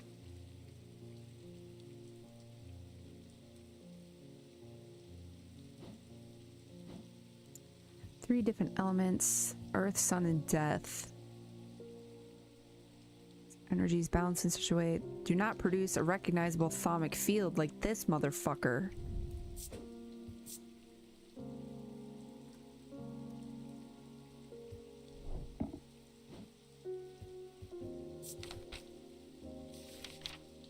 Resonance compass, a shin. Common items are made using materials with a connection to the ocean. They began as superstitions, simple objects made by sailors and fishermen to keep their boats safe, but with the help of the old thaumaturges, they became something more. Many lives were saved. Oh, this thing said it was made with driftwood, didn't it? Yeah. Whoops.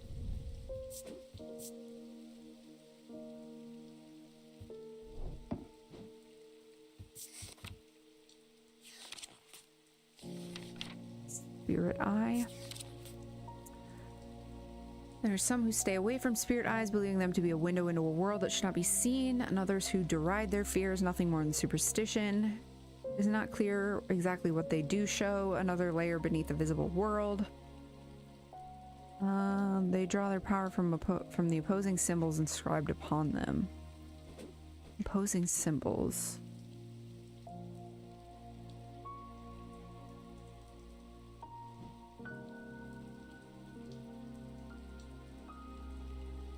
I wonder if it's that.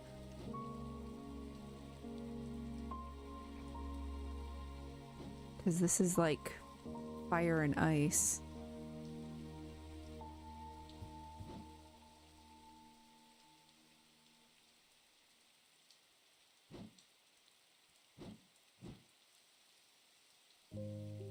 Now I'm getting into the ones that I'm really like, I have no idea. I'll make that a different color. Light purple.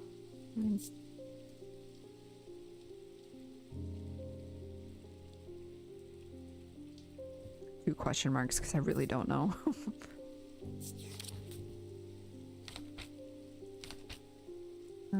Storm Ward. This items supposedly grant a low level of protection against the elements, but this author has personally become soaked to the bone and won too many downpours to trust those claims. They're made from metal, typically bronze or iron. Okay, this one has... Okay, I was gonna say it's lamina, but that's obviously not true.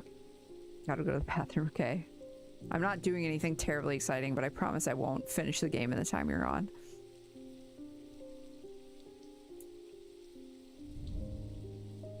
Gemstone. Turquoise.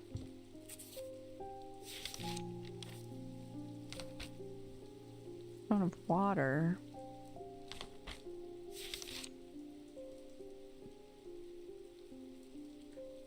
I think that kind of makes sense. What do all these ones mean?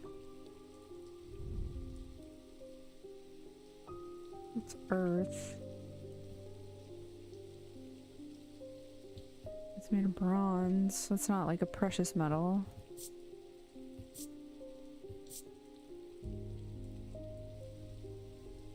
Those are all the storm symbols. Yeah, that would make sense. I'm gonna say this is a storm ward. I'm gonna go with that color.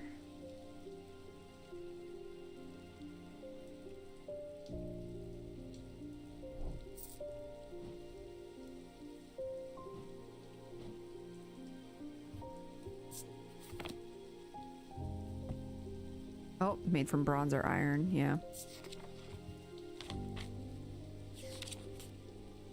Okay, water's shadow. This alleges that a water's shadow can be used to pass through solid matter, but the art has long faded from memory. Items themselves are often uninteresting, produces only a faint thaumic field, perhaps as a result of going unused for so many years. That's this motherfucker for sure.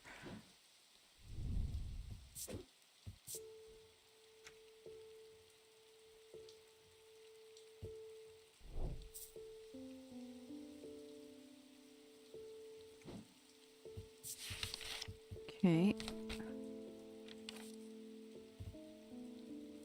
Weaving edge. Weaving edge is used to enter the Red Knight, a bloodthirsty state of mind. Tradition dictates that the handle should be made from the wood of a great oak.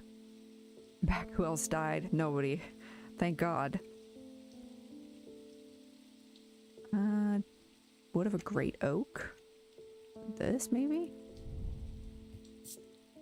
Wood oak, if I'm not mistaken. Sharper than it looks. I mean, I guess a weaving edge. Nope.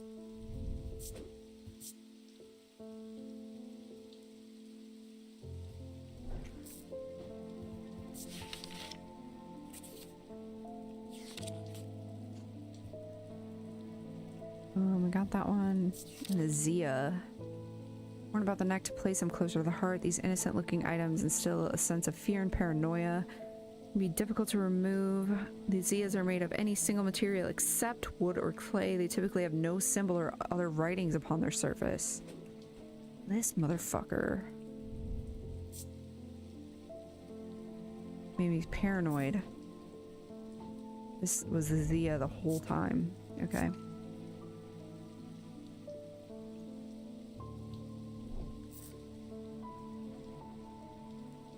So what else is left?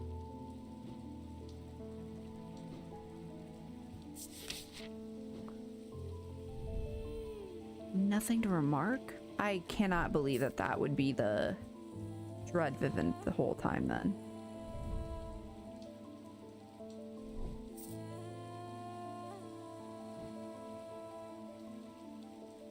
I have to be wrong about some of these then.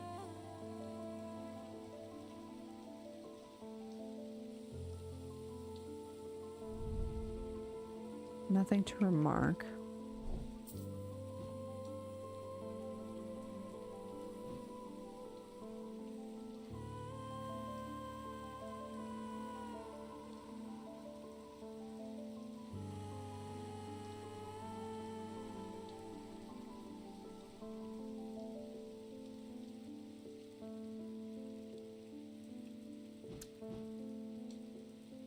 Just from like process of elimination, that leaves only this as the possible Dread Vivint, which doesn't make any fucking sense.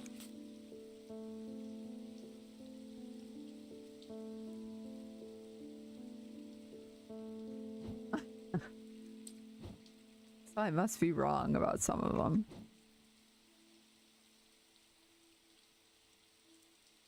These two I'm not wrong about. That I'm not wrong about. That I'm definitely not wrong about. I think I'm wrong about that.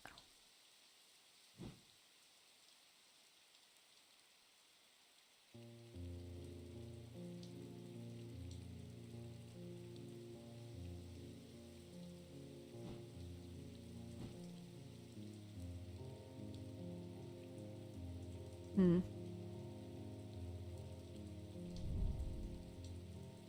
Unsettling.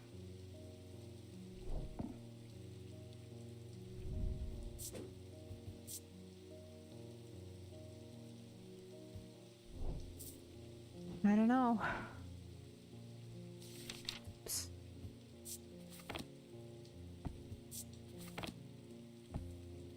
All right, where the hell am I supposed to go with this? I completely forgot. I don't know where I'm supposed to go. Meet him at the pit. Okay. You gonna open this pit up?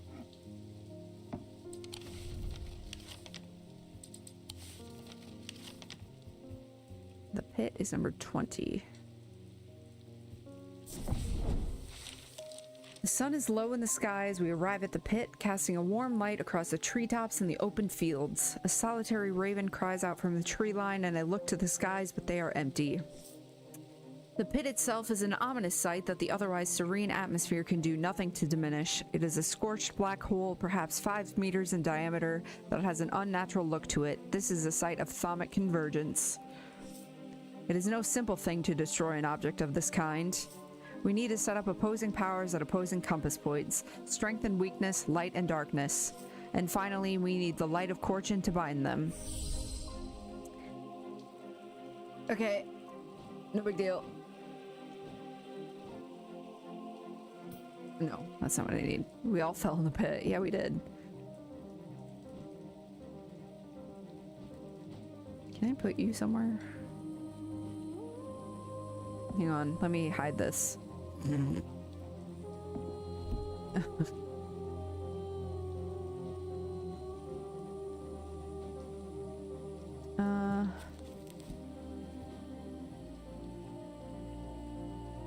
What did he tell me?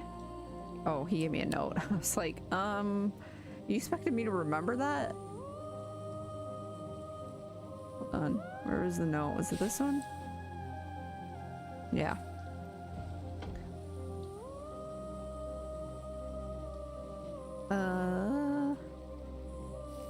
Strength. Fort defense. Where's the fort defense thing? Ordnance. Weakness. Light.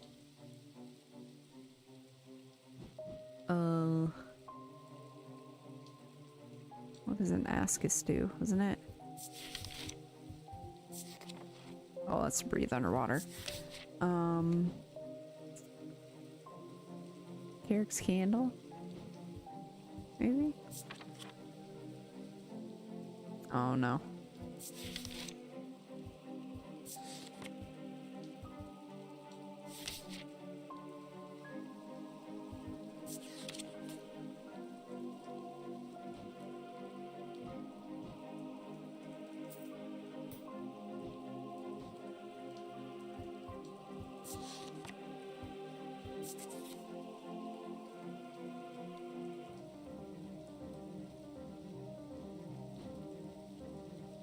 I don't think there's anything that creates darkness.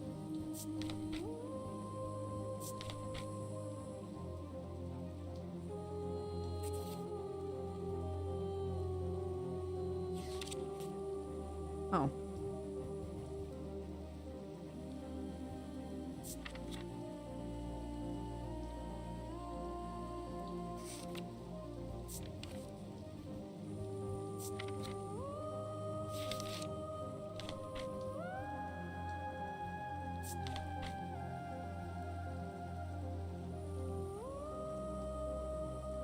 Tenebrine cloak.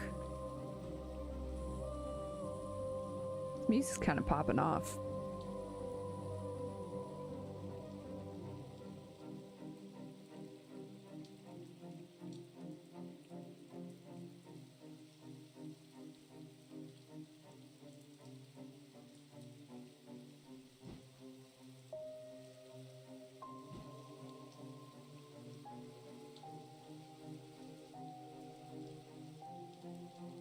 Where did I fucking put the Tenebrine cloak?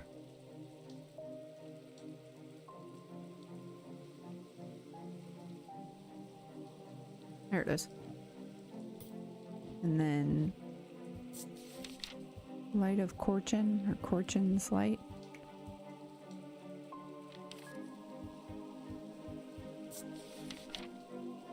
Oh shit, this one was a guess. Oh god.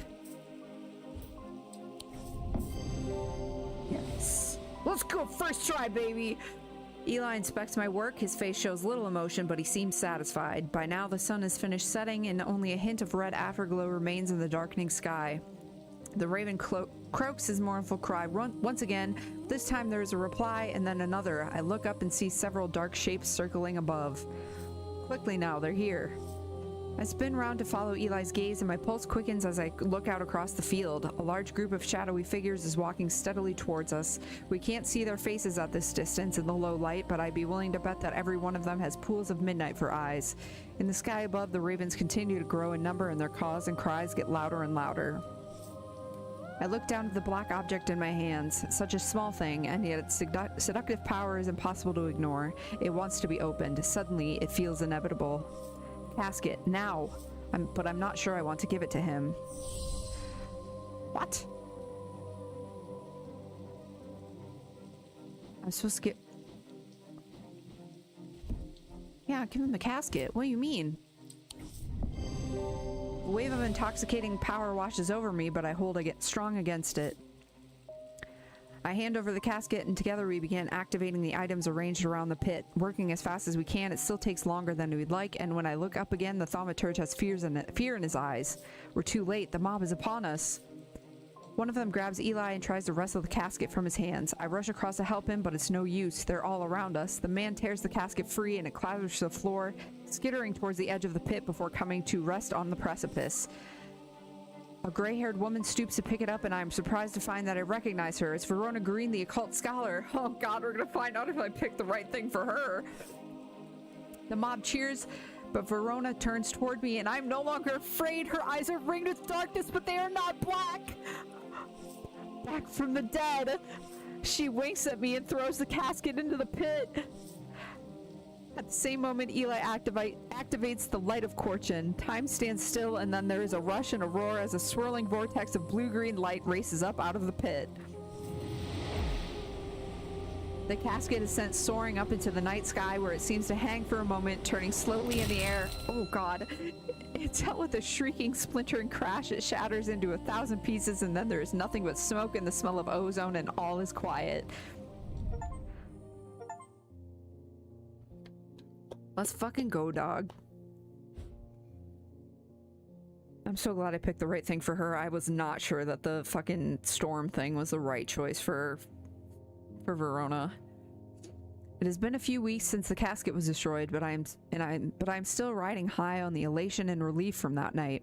Everything seemed to come together right when it needed to, and somehow we avoided a terrible catastrophe. Those who were under the casket spell were released almost immediately. They remember nothing from their ordeal, but there seems to be no lingering ill effects, and Dr. Robertson says they have all made a full recovery. It is rare for Eli to express much emotion, but even he congratulated me on my strength and resolve in the face of such darkness. He too felt the allure of the casket and was worried that it would overwhelm me. He told me with a hint of pride that I would make a fine thaumaturge.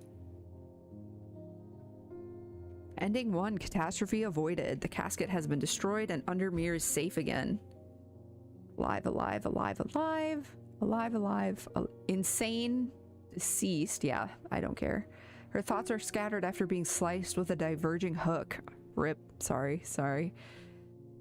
Murdered by her own bloodthirsty followers when they saw her weakness. Yeah, I was gonna say that. Jack Hungerford. Insane. He never recovered after falling deeper into the trance. His mind is forever broken. Thaddeus White deceased. He perished believing that the casket would be opened. Simone Green, alive, ready for a new challenge. Jupiter rescued, fully recovered from his catnapping ordeal. So I wonder, how would I go about saving him? What choice would I make to save him, I wonder? What different choice would I make? Maybe giving her the witch's finger? That one was a while back.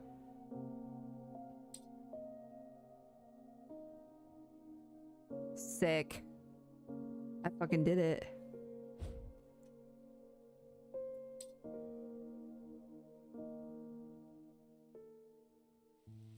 Oh, epilogue. Okay.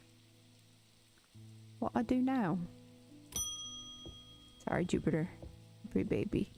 My father is suffering from Morgan's insanity.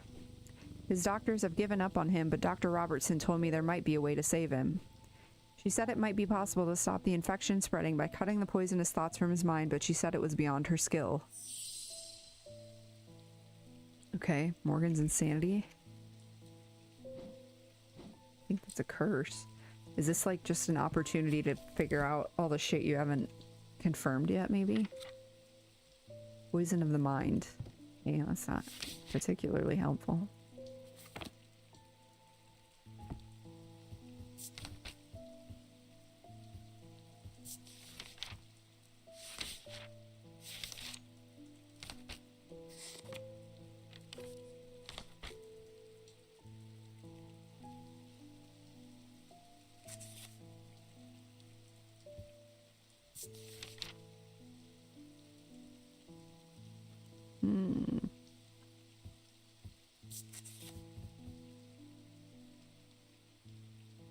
Oh.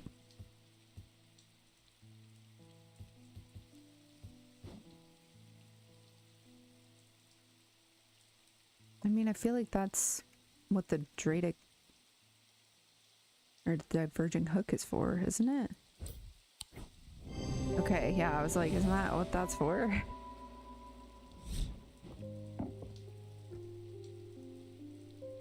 Okay, let me just check to see if this is just all this is for.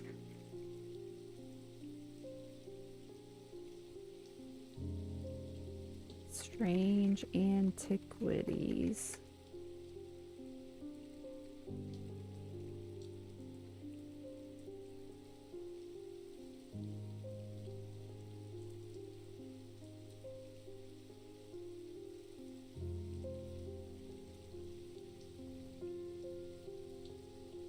Strange Antiquities Epilogue.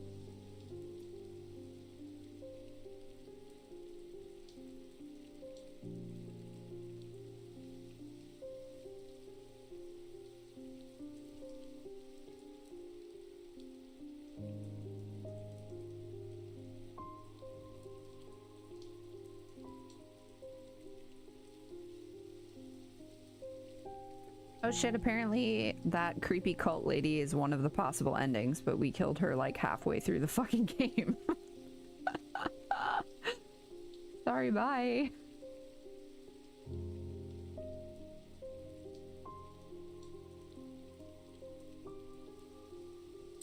Okay, I don't know. I think this might just be like you keep playing for a while. I'll do a couple people and see if it ends, but there's an old hermit living out past Wastwater who barely comes into town. Brings me lists now and then for odd things. This time he wants something that will pull water from thin air. No idea if he's mad or onto something, but I said I'd ask around. Okay, that's like literally the one thing that I didn't have. So, you know. That's cool of you.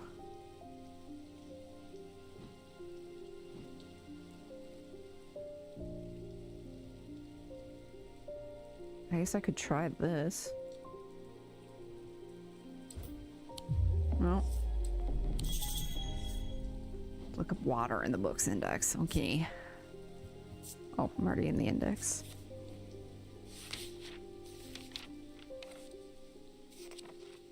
I mean, I know what it is. I don't think I have it. It's a manus.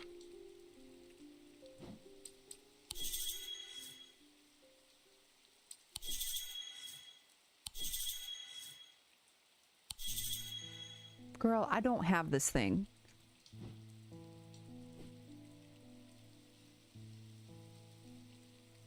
A manus. Or a manus.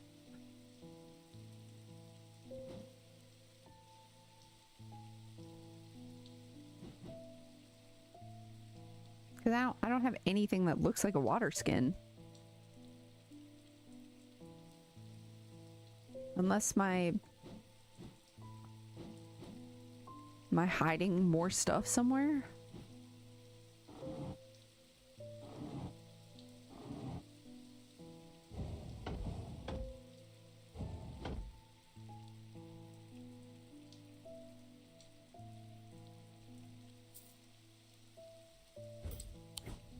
Are you joshing me? That does not look like a water skin.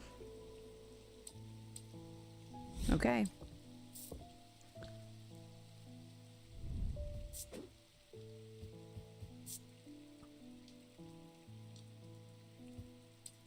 So I have no idea what a dread vivant is then. What's up, boss? Lungs are shot. Doctor told me to settle my affairs, but I'm not ready to give up. Not yet. I've heard a local story about the Witch of Undermere and her healing abilities. They say it's dangerous and painful, but sometimes it works. Okay.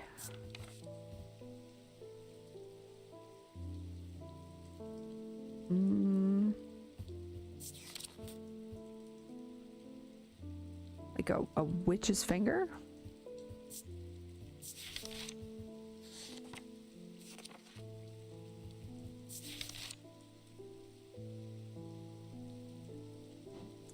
Okay.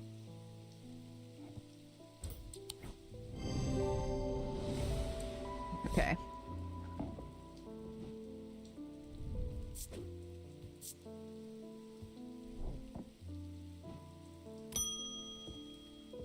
Owen Fox. Farm is a disease, my crops don't hold, and even the animals are uneasy. Old man says the earth's angry. Says I should call upon Corchin for wisdom and blessings. Can you help? This land's all I've got. If you want to call upon Corchin. Okay. This. Yeah, boy. I was right about that one, too. Man. Oops. Oops. I'm just gonna keep... This must be to, yeah, to just confirm. Or to label everything you didn't have yet.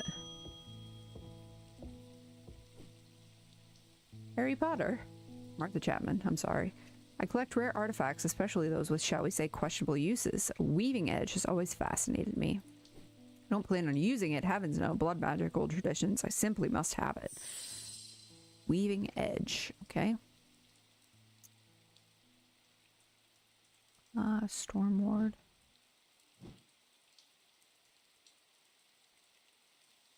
Water Shadow. Fargo. Oh, this one. There we go. I wasn't sure about that one. Handle's made of oak. That's all it gave me to go off on that one.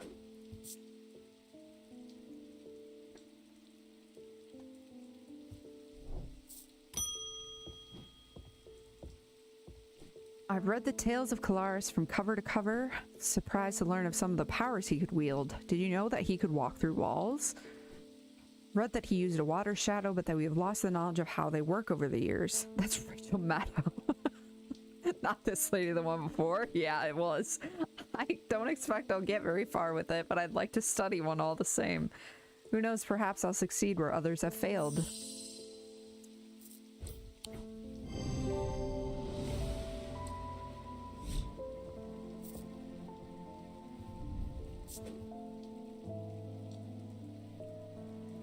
I'm sorry, I'm a completionist, so I want all of these to be correct. Whoa, Albert Einstein's back. In studying old text references to things hidden beneath the surface of our world, they mention the use of a spirit eye to see beyond the black veil. Or something I'd like to experience for myself. Okay, this one I'm really not sure about. Oh, there we go. Heat and cold, malachite, hints at the ability to see a world beyond our own.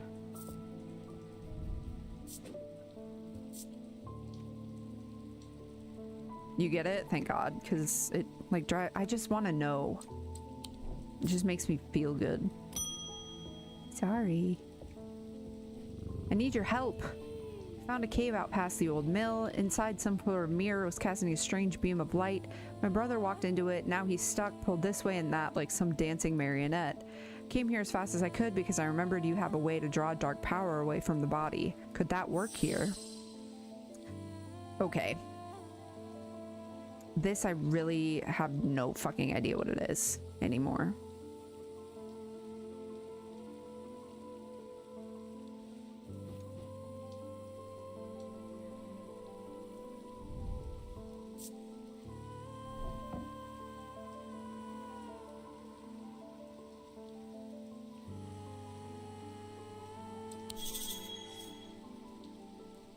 Okay, I hadn't found it yet.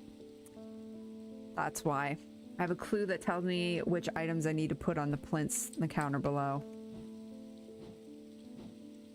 So I would have never figured it out for that guy because I didn't even have it yet. Okay, that's not checked.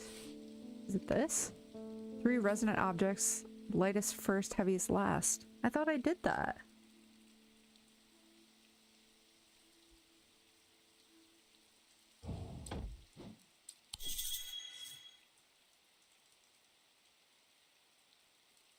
My book index? 3 resonant objects. Oh.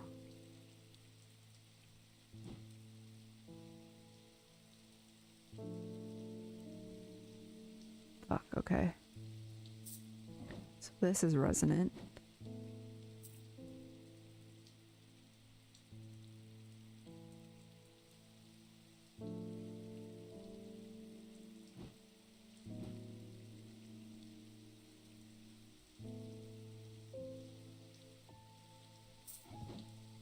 Ironically, the Lunima was one of them. Brutal.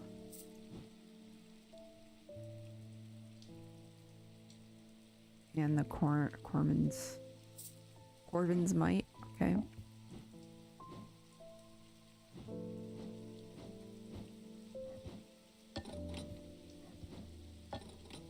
Okay, Corvin is heavier than the Zephyrum.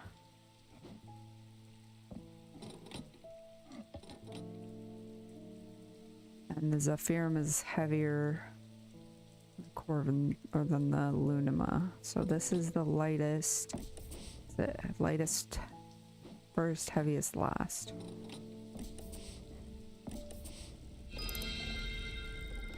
Damn, that's annoying. Okay.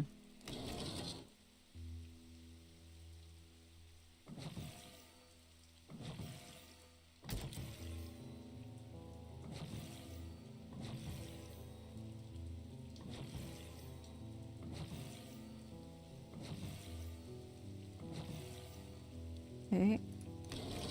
And then bing, bang, boom.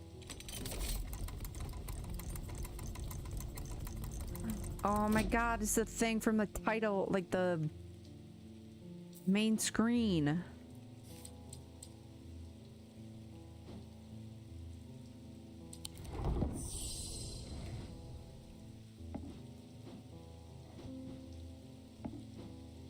Where'd the other one go?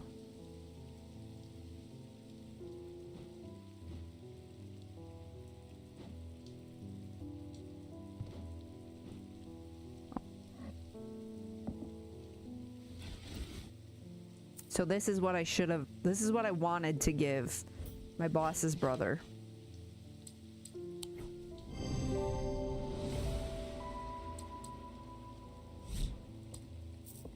But I didn't have it, so I couldn't give it to him.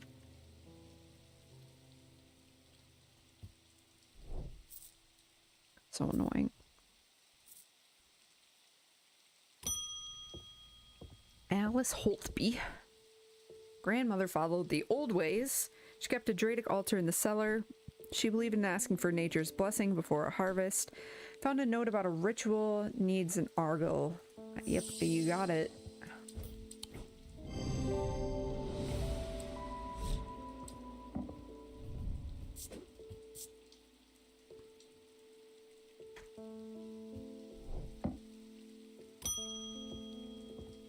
Tommy Brown. I work the riverbed, searching for stones, amethyst, jade, maybe Vivianite if I'm lucky. It's hard to spot them in the muck. I've heard about these remnants that let you feel the glimmer through the dirt. Worth a shot. Well, I don't know. That is Charlie Day. It's a very sickly looking Charlie Day.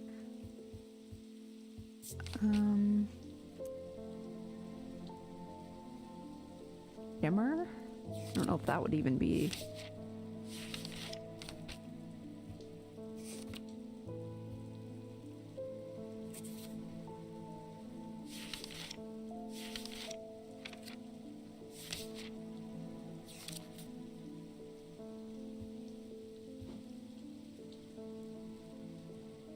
glimmer through the dirt.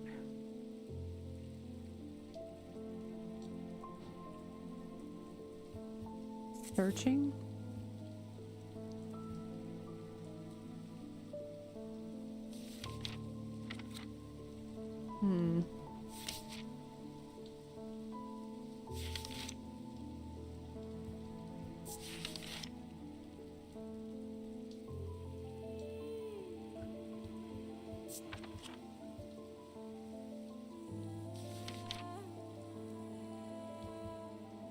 You do.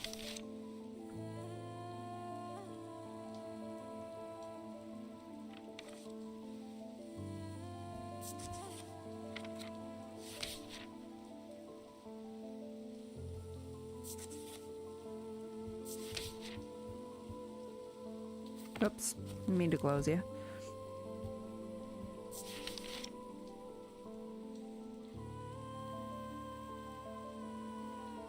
Maybe the eye of certain. I'll feel the glimmer through the dirt.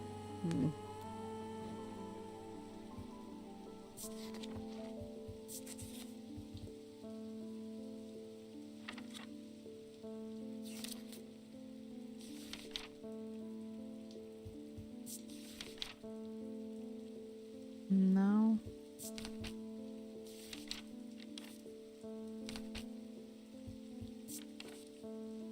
And I really don't know what you're looking for.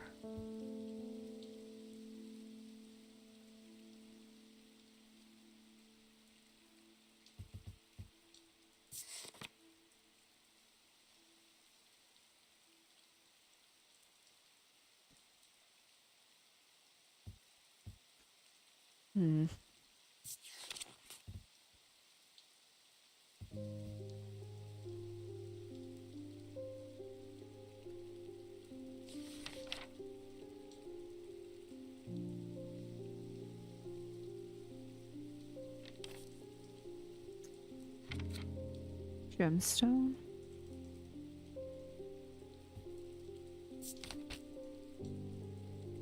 Oh no.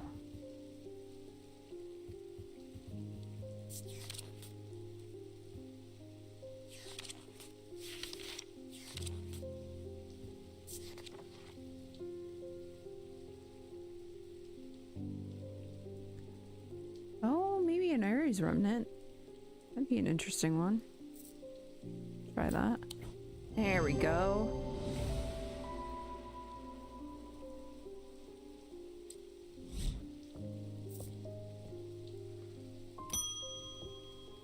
Thomas, welcome back. Hit a bit of a snag and I've had to shut down the quarry. Dynamite supplier has had a little accident. I'll spare you the details. Yes, I know exactly what to give you. That blows rocks up.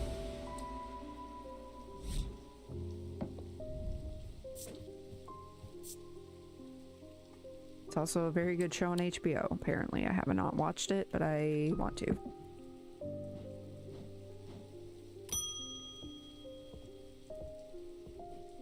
My thesis is on the psychology of fear, but books can only take me so far.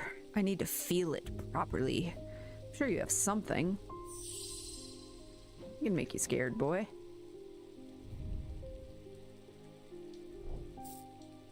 Doesn't this make you fear? Sure does.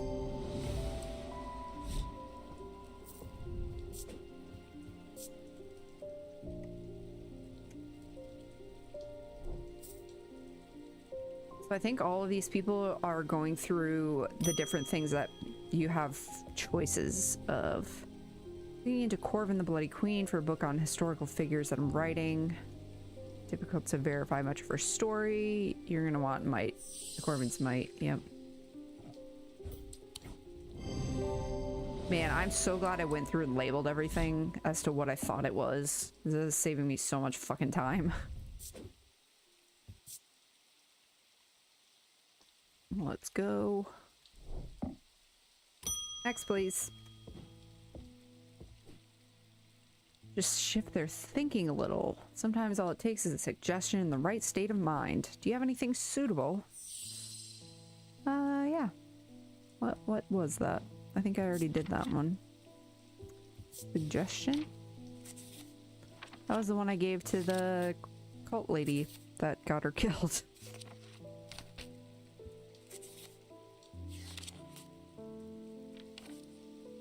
Morgan's Folly was the little doodad. This one.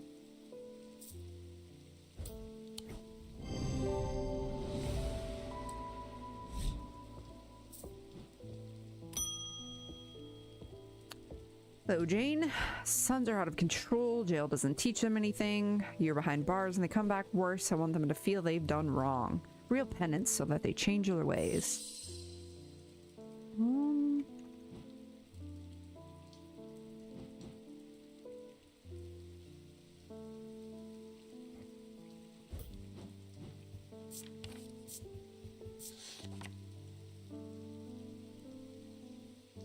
No, that won't do it.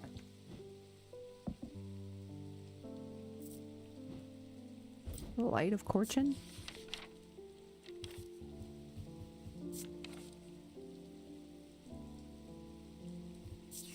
Oh, I've done that one.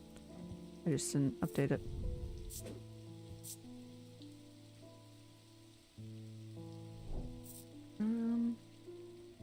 Makes you feel regret? Let's see. Feeling? Oh, I bet it's the other one. Oh, sorry. Is it this one? The Solemn Meter, maybe?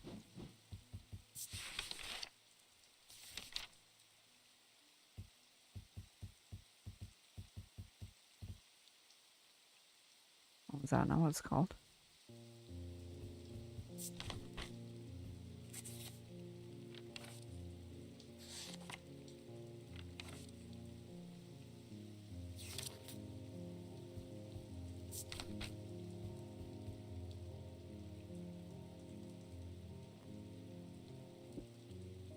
That's not right either. Oh, stop hitting escape, you goober.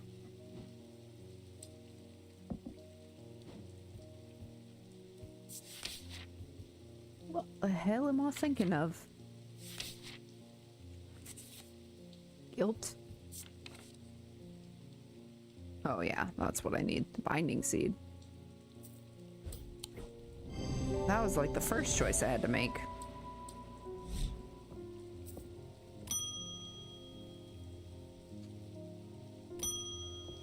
Come on, Freddy. Can't bear the pain any longer. Rather have no memory of it at all than suffer like this. Don't try to talk me out of it. I've already made up my mind. Alright, here we go.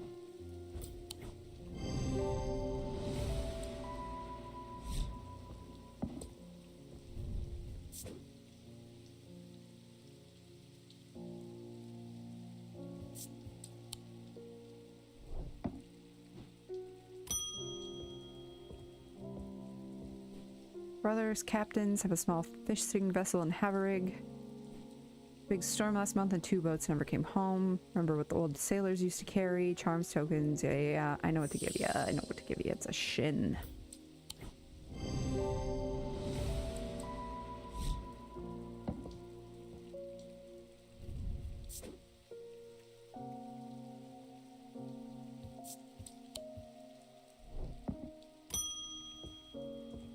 David, what you got for me? I know what to give you.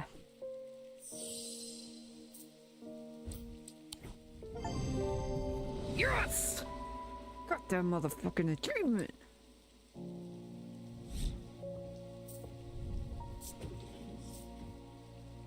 And with that I am done. Time for a well-earned rest right after I give Jupiter one last scratch behind the ears. Damn right.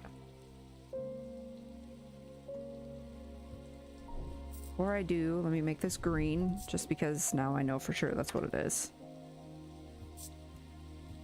Let me put it down here because it is an item. Let's fucking go.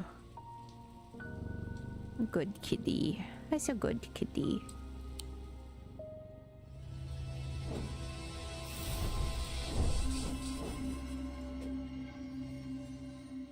Oh, fucking yeah, dog. We did it, y'all. We did it, Joe. Not only did I beat the game and got probably the good ending, honestly, because the other ending is the cult lady. I didn't look up what the like actual ending is, but it's like she wins or the guy with the eye patch wins. So I feel like your boss is probably the best ending. I mean, I didn't look. I don't think I'm gonna go back and like play the other endings. Not like now. Maybe at some point. I don't think I went and played the other endings for Strange Horticulture. Maybe I should. Now that this game's out, I should go back and play through Strange Horticulture again. It's literally like the same gameplay. It's such a fun like game mechanic, and it's like enough of a challenge that it's like enough fun to keep it like interesting for like 8 to 10 hours, but it's not like frustrating. Like I got a little irritated with myself for not realizing, like not thinking of like what to look for a few times. But that's not like that's not the fucking developer's fault. That's my fault. So yeah, I really like these games. I think it might still be on sale. They on Steam, they usually when they like first come out, they make them like 10% off or whatever.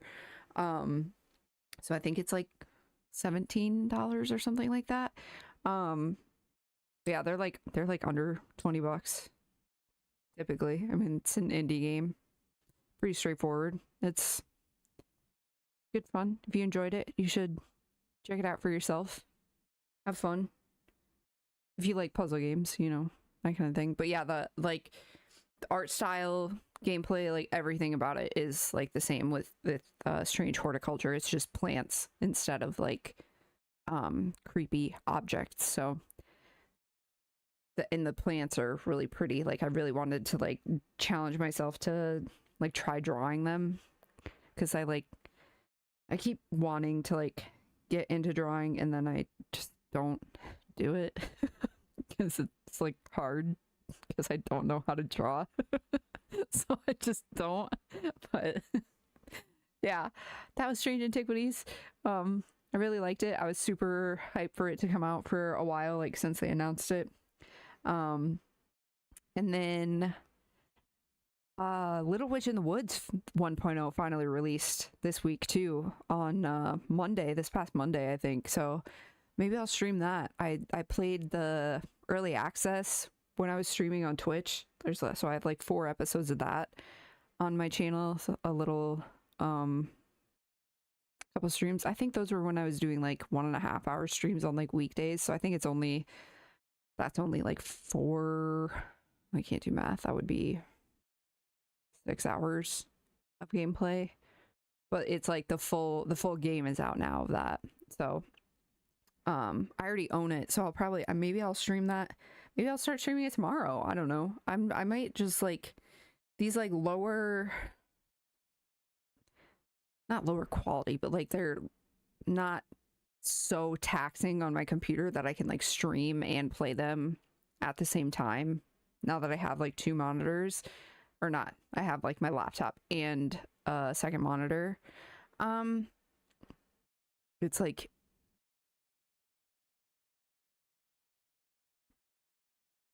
easier to, I don't know, just the one computer setup is just easier to do. And I think the computer I intended to be my streaming computer, I think I just underestimated like what it would take to stream from a second computer, and it just was not enough to do it. So that's my bad. Is Twitch more effort? I don't think it is.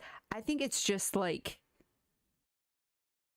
I don't know, something about streaming straight to YouTube, and like I kind of talked about it on my private Twitter, but like the fact that I don't have to like edit a VOD and then upload the VOD to my YouTube channel and like do all that extra shit and like come up with like a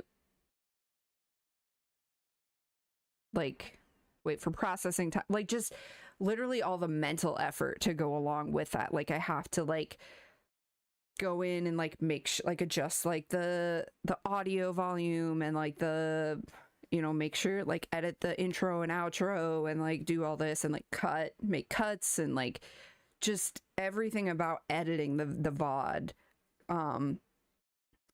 Twitch VODs are like on Twitch, they are, but I like to post my VODs on YouTube as well. And so taking the VOD from like my recording after I would stream on Twitch and then like editing it and posting it on YouTube as a separate VOD was just like so taxing, and it just made it like so much more of like a mental, like so much more to do, you know, that like I think streaming to YouTube is just like so much easier. And I've noticed that like one of the streamers I watch, Andy Cortez, he like co-streams to YouTube and Twitch at the same time, and I can just like open YouTube on my TV and just like watch his streams now, which is awesome, because otherwise I have to, because I have a Roku TV, and so I have to like, if I wanted to watch his streams, I'd have to like dig out my Xbox controller from wherever the fuck it was and turn on my Xbox. Oh, well, my Xbox controller is dead. I'd have to find my Xbox controller cable. I'd have to plug it in and charge it and like, you know, do all this other shit, turn on my Xbox and then get it to the right input and then wait for my Xbox to connect to the internet and then go to Twitch and then log into Twitch, and oh, my fucking subscription expired because I used Prime to sub to them, and like just like, oh my god. Oh yeah, on the phone, nightmare. No, so just fucking terrible nightmare. So I feel like in terms of like access, you know, people just like, especially for my friends who don't use Twitch, like YouTube is just so much more accessible as well. So I feel, for that reason, I feel like I might pivot to YouTube as well. And I just have like more of kind of a built-in audience on YouTube, even though I don't know that many people still like watch my stuff, because I like haven't consistently posted, I mean, like ever, except when I like first started my YouTube channel. But my channel is like 10 years old on here, and I still have like over 100 subscribers. So that's like, that kind of gives me a boost somewhat, you know. So I don't want to like throw that away either. But yeah, so I'm kind of, I like dig it. Like it's nice because like with the way OBS is set up, you can enter like all your stream information on like the YouTube live stream like page, and then when you go to start your stream in OBS, you can like choose to just like pull it from that page when you start your stream, and you don't have to like enter anything on OBS, and you just start your stream. It's like really easy. I just feel like YouTube has made it a lot easier than Twitch has, at least with OBS. I can't speak for how it works with any other broadcasting program, but I don't know. And I think the other thing is like, I don't know if YouTube like limits your bit rate the way Twitch does. I know that's like kind of, Twitch has like kind of hasn't kind of like brought that back a bit, but they used to be really strict about how high your bit rate could be, especially if you weren't a partner. I mean, I haven't really looked into like monetization on YouTube, because like fucking whatever, who knows if I'll keep it up, but you know, it's fun for right now. I dig it, and like all I have to do at this point is like I can make it so my streams, when the stream is over, the VOD automatically gets added to a playlist of whatever game I'm playing. And like it's like it like completely cuts out all the work I had to do after my streams for when I was streaming on Twitch, which was a big part of what was holding me back from streaming. So I'm a big fan so far. But yeah, so we'll see. I don't know. I'm digging it. I'm liking it.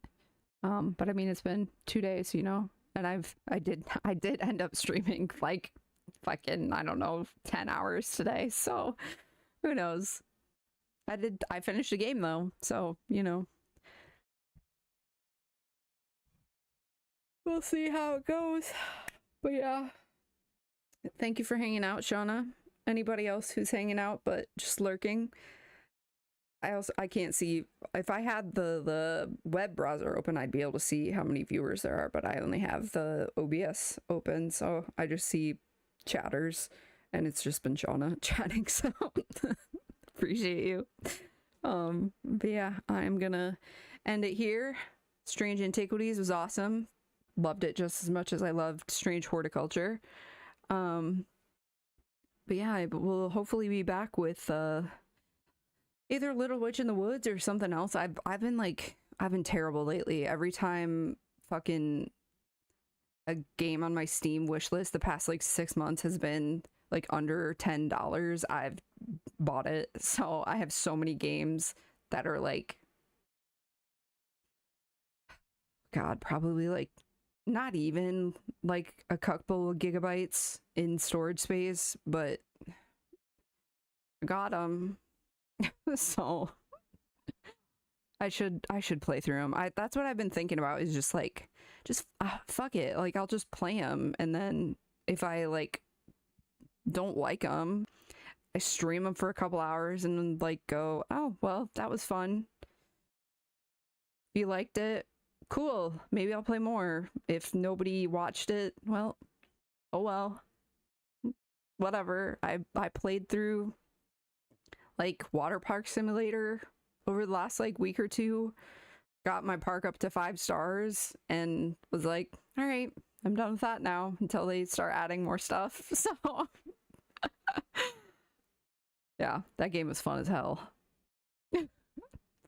Yeah, I love little, like, I don't know, like under 20-hour games like this, where you just kind of like lock in for like a week or two and then you're done.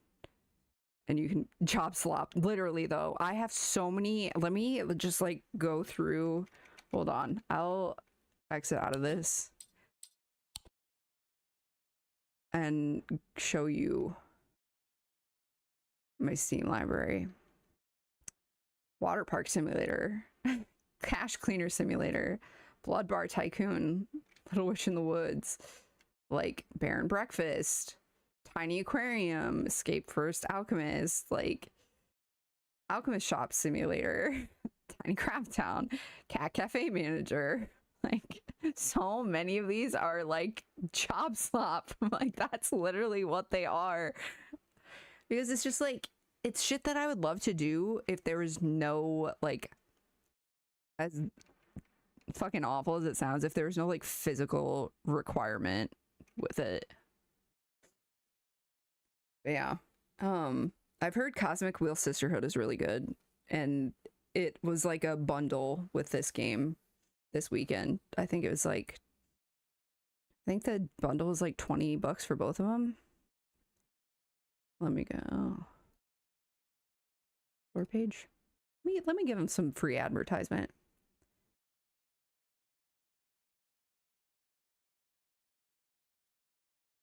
Yeah. Oh, the game's only $18. Even without the discount. So with the discount, it's like $16.19. And then with the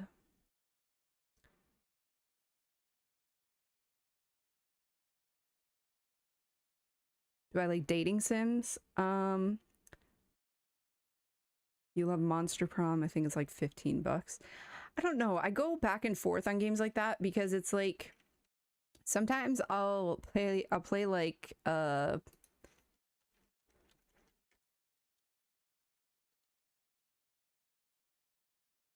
Prom.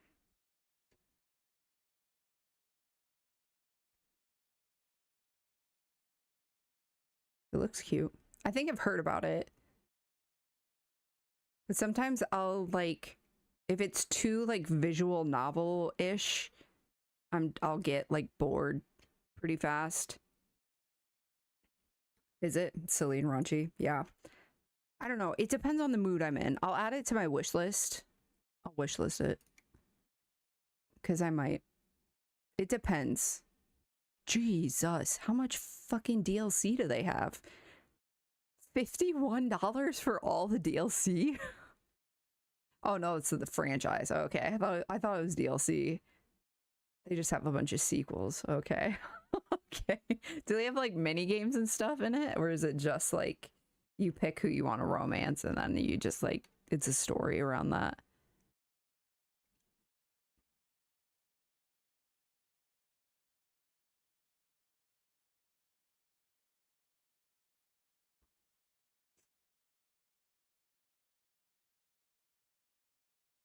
This game doesn't look like other things you've played in the past. They're like, oh, are you sure?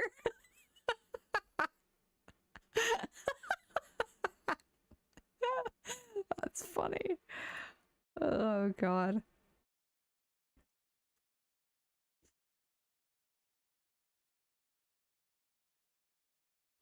But yeah, I really like this game. Strange Horticulture is also really fun.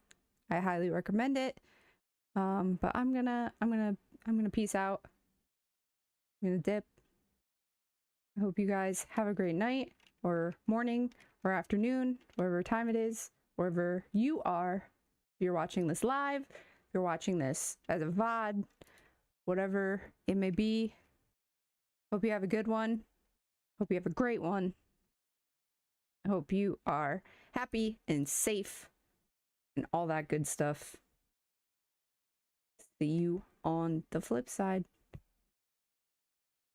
Bye-bye.